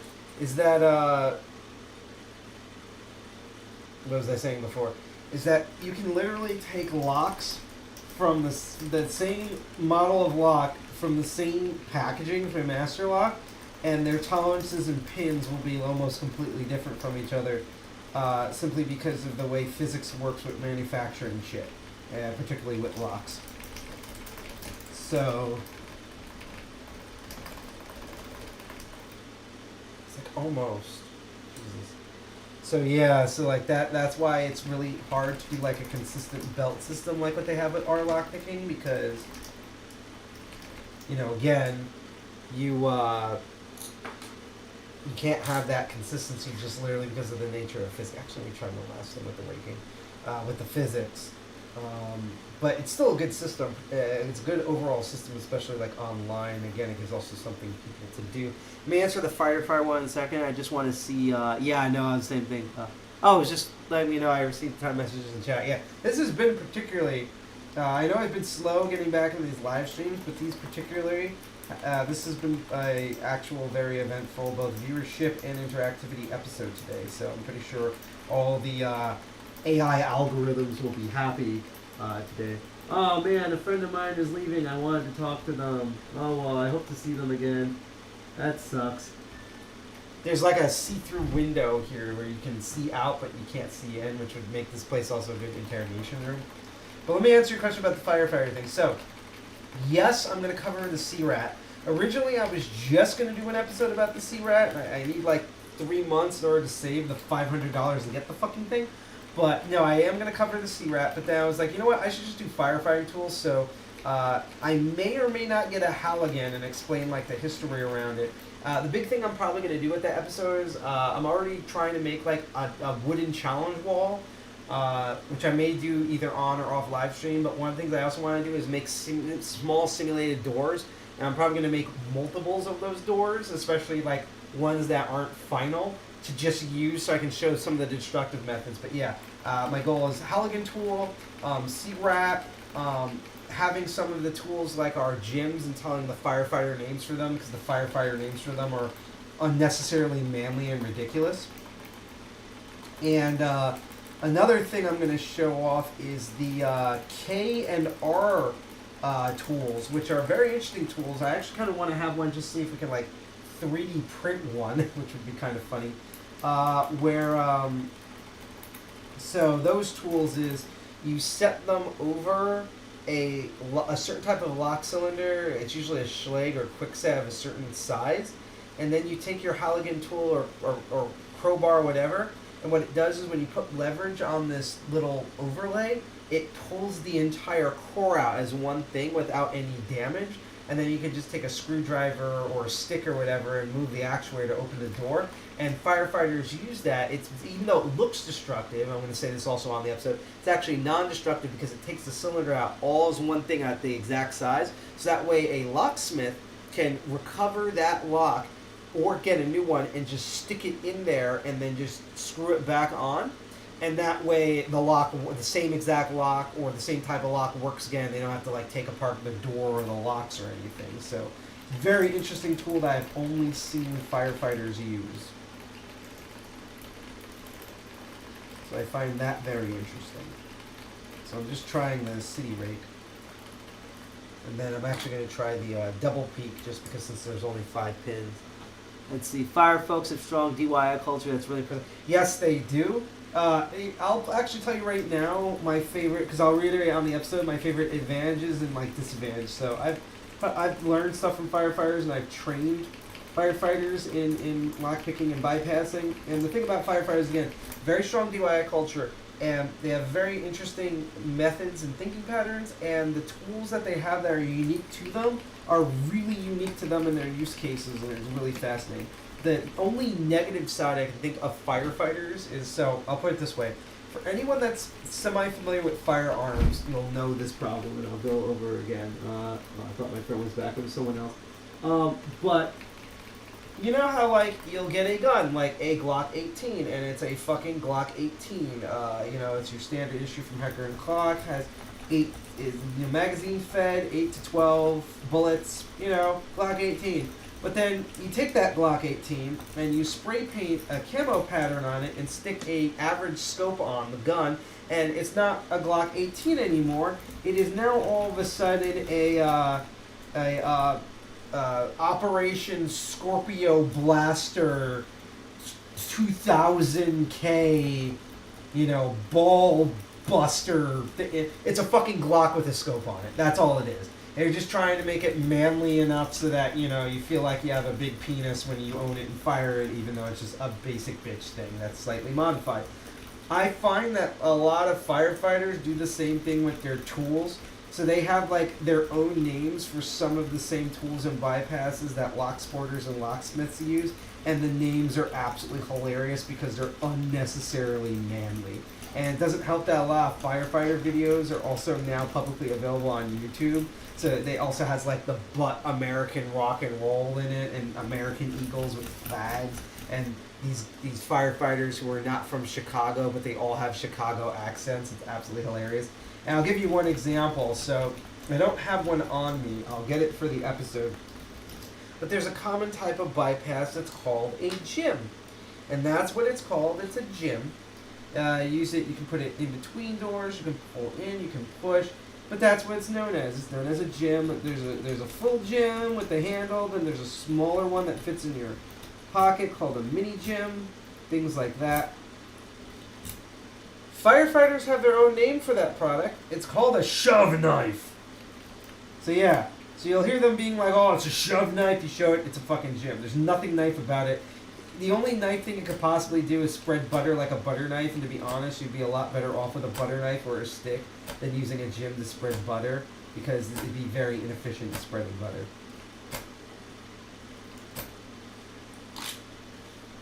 So yeah, you know what I'm actually about to do here? Even though, so here's the crazy thing again. I've been able to actually rake and pick these out of the case, but right now the demo gods hate me.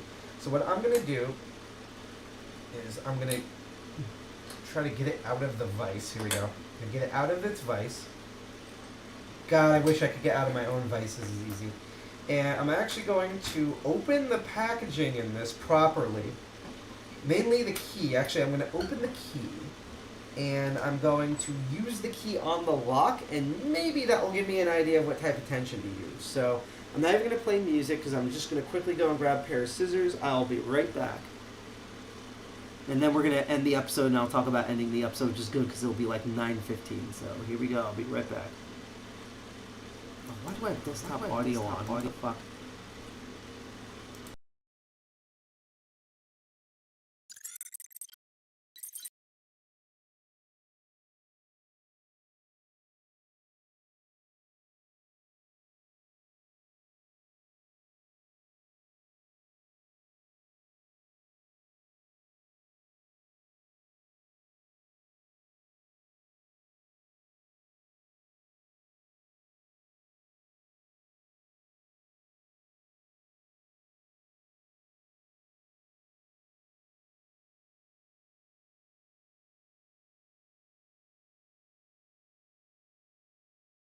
Alright, let's try one last bullshitty thing here, okay? And then we'll wrap up the chat. And I'll probably just admit defeat to the demo gods here. Here we go. So, let me read chat real quick. I've heard those are pretty cool. Watch a good playlist by a woman firefighter this week called Through the Lock, Forcible Entry and Respectful Entry.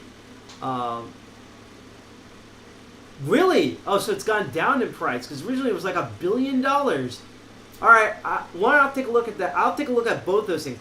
Honestly, so far, this has been my favorite episode this year, just literally because everyone's been, like, giving me, like, really cool things to check out. And this is something I love about the lock sporting community, is that, you know, again, like, whether you're, like, lockpicking lawyer in Deviant Olum or you're just starting out, like, everyone learns from each other. And I just absolutely fucking love that. Let's see if I can do this without bleeding on camera. By the way, you have to love these like tough hexagonal keys that they use to be like, it's built tough. And they always give you 2 keys with the Magnum series.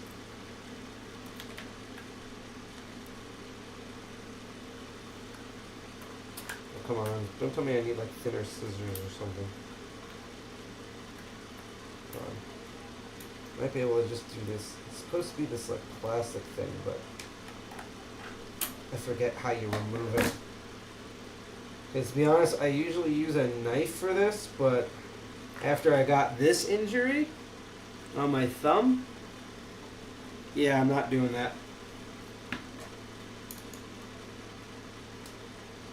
I think the problem with before is that I've done it with like, it's usually 1 key I've been able to snap these off, which is a pair of scissors, but now that there's 2 keys, it's even more annoying. So, chat, if you guys have any good ideas of how to get my stupid Master Lock buttons off, please let me know. Honestly, right now, this is harder than the fucking lock. I'm really trying not to injure myself on air. And if I do a spectacular injury enough, at least I might be able to be a very late entry in the Locky Awards for like best like captured injury, which is an actual category on the Locky Awards, is who can injure themselves the most spectacularly, which I think is hilarious that that's an actual category. Come on, almost out. Destructive entry!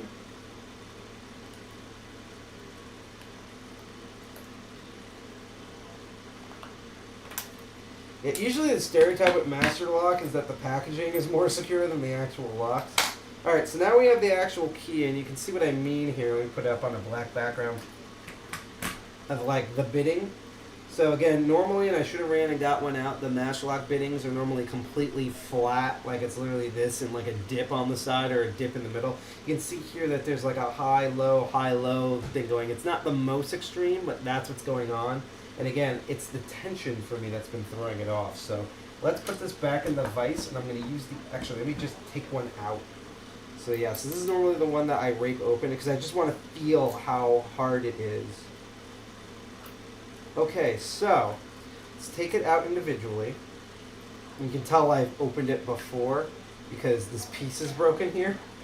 That's how you know I picked the package open. That's actually why they build it like that. So yeah, let me just open it and reopen it a couple of times. It also could be, sometimes also it's hard to open just because of the packaging, but yeah. So what's weird is that the spring is really, is strong in such a way that it, like, watch, I'm just going to light. So that's super light, and that did kind of open it, but like if I do it slightly harder, it opens. So like there's not that much that you need. So now that we've seen that, let's vise this back up completely. And do it without pinching my hand. I feel like such a professional now that I have a goddamn vise. Thank you, Hack Manhattan, for providing this for me. I'm eventually going to get my own so I can have portable stuff, but yeah, it's still pretty neat. So now that I know that with the key, let's try it actually in with the key. So it's like, okay. I might now have an idea of how much I actually have to tension this fucking thing. Alright, let's see here. I just want to read the chat here. You might want to check out Switch 2 pocket knife.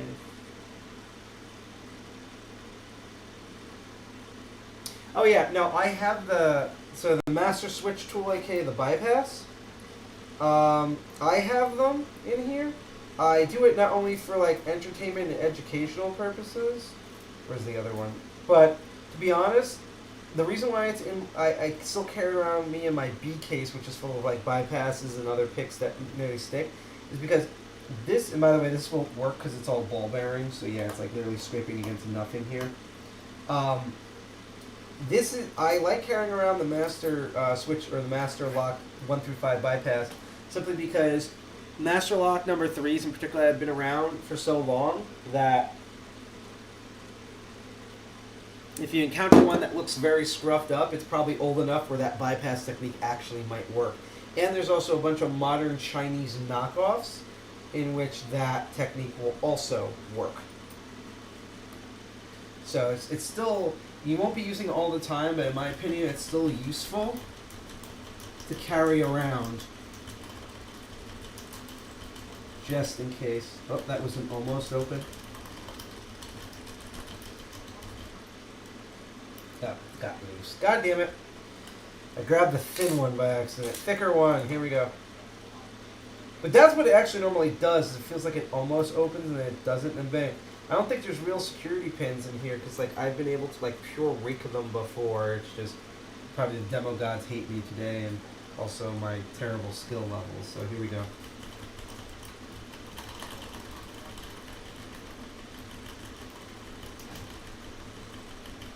See, it's like it's turning, it's almost there. And then it like seizes up back again. So maybe, which is what I'm starting to think, is that maybe there's like a spool pin in there. Like just one. There's just one oddly cut pin. And like that's what's like, or actually, no. Maybe it's like 5 normal pins and 1 serrated pin. And that's what's like hanging it up. Damn it!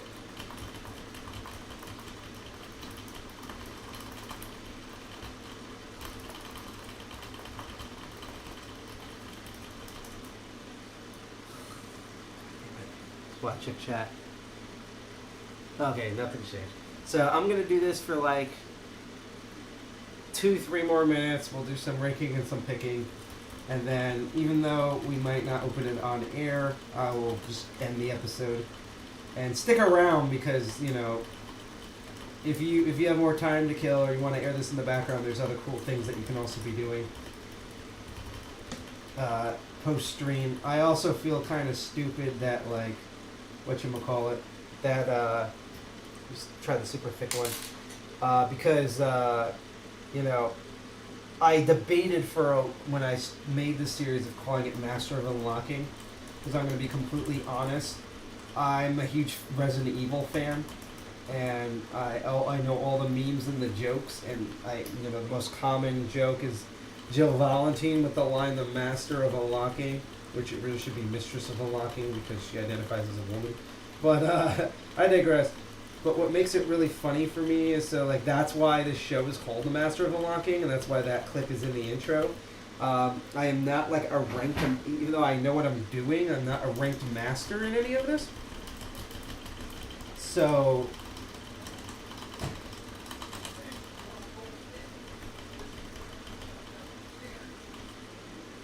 the thing about this, right, is that I'm always afraid of calling it that because, I'm afraid people are going to tune in and think that, like, I'm somehow, like, better than, like, Lockpicking Lawyer and McNelly combined, and I'm nowhere near that, and, like, the title of the show is, like, false advertising or something.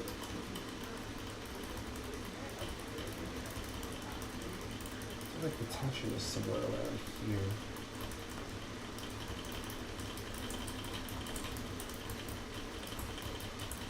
I feel like I almost have the tension on this. It's so close. Hang on.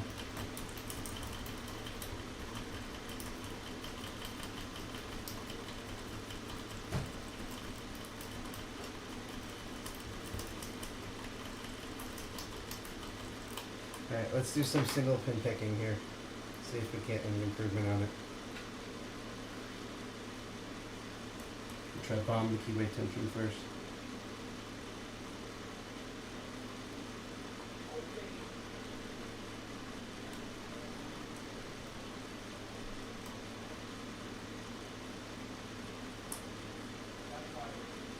Let me try front to back first, actually.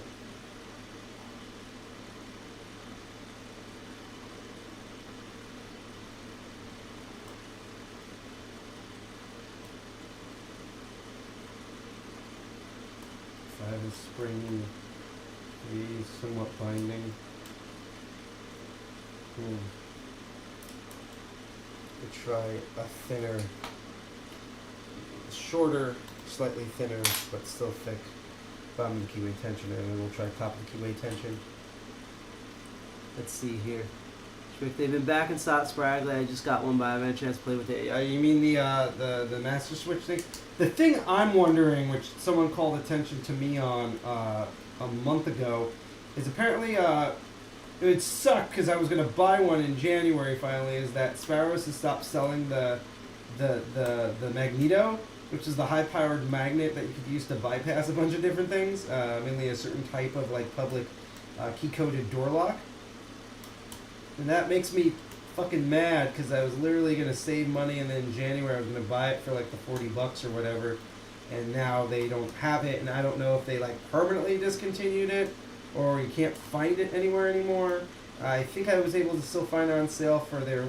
So here's a fun tip with Sparrows, right?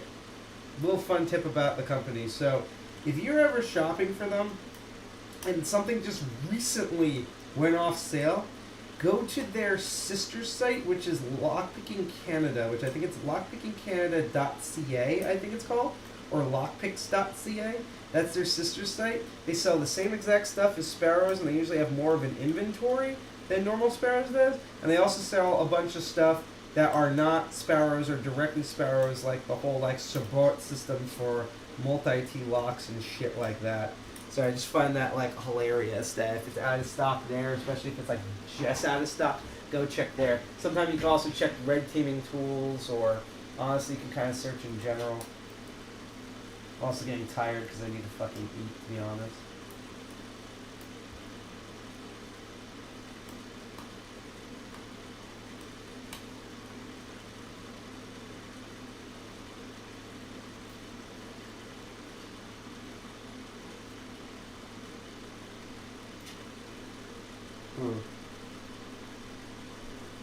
Yeah, I'm wearing white pants because these are the same pants from the shitty party I went to yesterday, and I just find it hilarious because like my hands are like slightly covered in grease. Oh, sorry, my hands are slightly covered in grease now, and somehow my white pants haven't gotten dirty.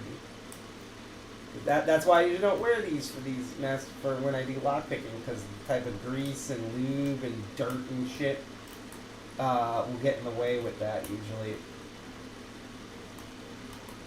Let's just try a standard hook this time. I'm curious. Hopefully I won't get stuck. My problem with most standard hooks is that they get caught and stuck on the pins.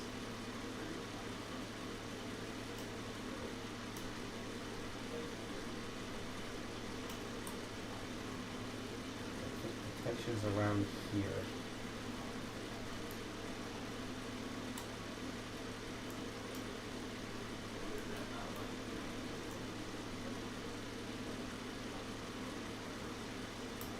Yeah, this is not helping.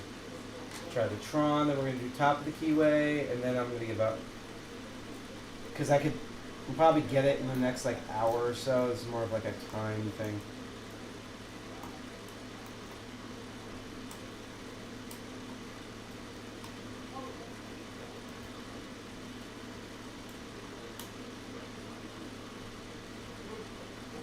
I almost used the Sparrow Magneto this weekend to help a friend open his Sentry safe, but I was able to cut a working key instead, so I have to yeah, now, isn't it great when you think you're going to use like one technique because you feel like a big brain person, and then you find out like an even lamer, stupider technique actually works? That happens to me all the time. Like, I remember that Pro Series we did a while back, that 780 one, where it took me like forever to pick it open twice, and then I just wanted to experiment by raking it, and despite it being full of security pins, it would rake open instantly every time. Like, it had a bunch of spool pins and like one serrated pin, but yeah, it opened like it was a Master Lock number 3 every single time. Where did I put the tool? Every single time I did it. And I just think that's hilarious. Of course, is that level of tension.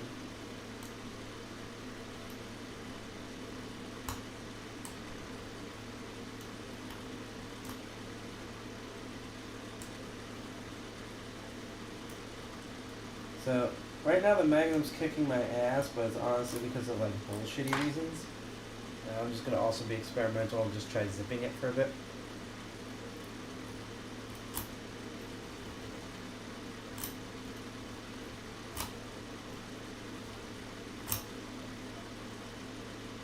Keeps dipping.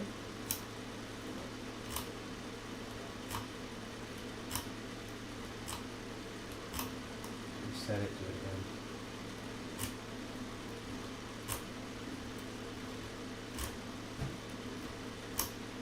I have a feeling Night Owl is going to watch this afterwards and just like facepalm watching me struggle with this dumb shit.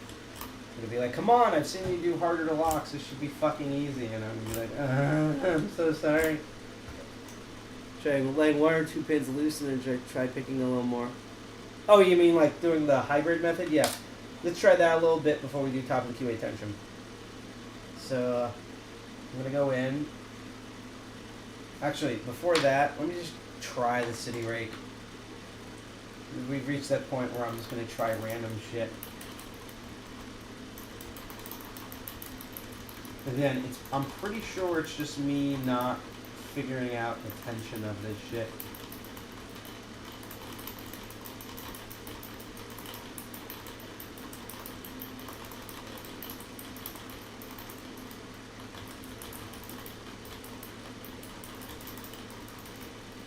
God, every time I see a city rake, I had one public city rake for students to use, and a guy who knew what he was doing broke it in the most bullshittiest, hilarious way. Because one, he didn't know that a city rake, you don't go back and forth like you're brushing your teeth. It's an up and down motion. A little bit of in and out, but it's mostly an up and down motion. And the other problem that he did was, he basically, when he was raking it, he kept pushing on the fulcrum point here, and he kept angling it upwards as he was more frustrated. So he kept doing it, and then it just snapped in half in the lock. and I was mad, but I was like, okay, here's how you fuck this up, like Mr. I know what I'm doing and I know it all. Because if you knew that, you wouldn't have been using the city rake that way. And that's why I tell people all the time, whether it's hacking or computer hacking, security, or lockpicking. I have a lot of people who are always like, I'm only just starting out, I'm completely new at this, is it okay for me to show up? I'm like, no, show up, you're like our favorite people. God, that felt so close. Because like every time I've had particularly lock stuff just get blown to fucking smithereens, it has always come from people who I know are more experienced in the scene, and then just them imploding the thing that they're supposed to be knowledgeable at every single fucking time. Right, that didn't work. Let's try to do it again. But let's try to do that false set thing.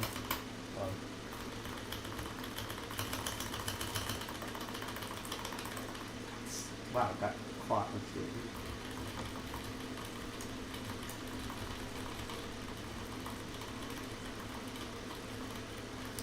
Keep doing it until I get to that false set. I'm going to try to top the keyway for a little bit, and then I'm giving up on this episode.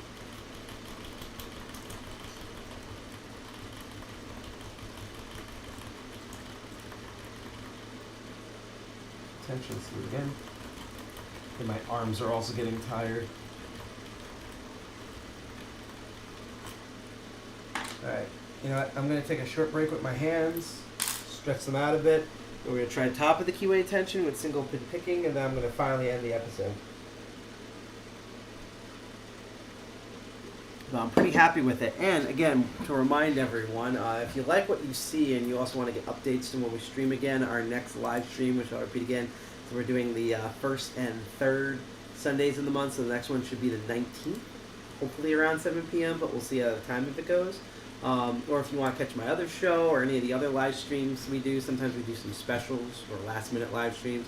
You can follow us on all of our live stream platforms at Twitch, YouTube, PeerTube, Odyssey, and Kick. Follow us on all of those except for Odyssey and PeerTube. We get notifications live when you follow us. And here's our socials. You can also follow us on Twitter /X. Instagram, Spoutable, hosucks.socialmastodon.com, things like that. And because I keep doing it, in fact, I should actually just put it in the fucking my notes here permanently. There we go. Kind of just trim this back a bit, this URL, because I hate that URLs have like inbuilt tracking shit. Just want to let you know that I have an autistic, I have a friend who has a severely autistic child who needs a lot of dental surgery, and their insurance does not cover, because he's so autistic, that you have to basically put him under anesthesia, like knock him the fuck out in order to do it. So I just posted the link again to his GoFundMe. It's been over $1,000. The total was $5,000, and even if it doesn't work out, I would love to, any little bit of that counts. And while I am very aware, in fact, I'm probably going to cover it on Crypto Barons this Saturday about the whole Israeli-Palestinian conflict, and both the group and myself have a lot of opinions about that. Some of them are kind of pretty obvious. I would rather focus on this fundraiser just because it's someone I know, it's one kid, it has nothing to do with the conflict, and it's like, if you're going to help someone out, help this one kid in New Jersey, and, you know, that would just mean the world to me all this month, to be honest. He doesn't deserve all the suffering that he goes through, especially as a nonverbal, 5 to 6 year old, severely autistic, introverted kid, you know.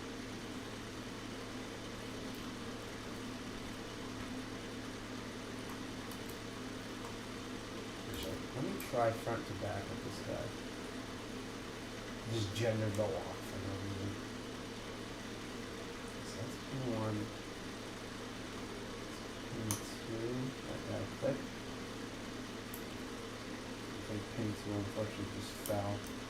Sometimes I have to concentrate so that I don't accidentally call pin 2 like it's pin 2 Linux. I also just love that I finally have like the expert camera setup of my dreams, and it's on a block that should be a basic bitch for me, but it's just not working. Because I'm a basic bitch myself.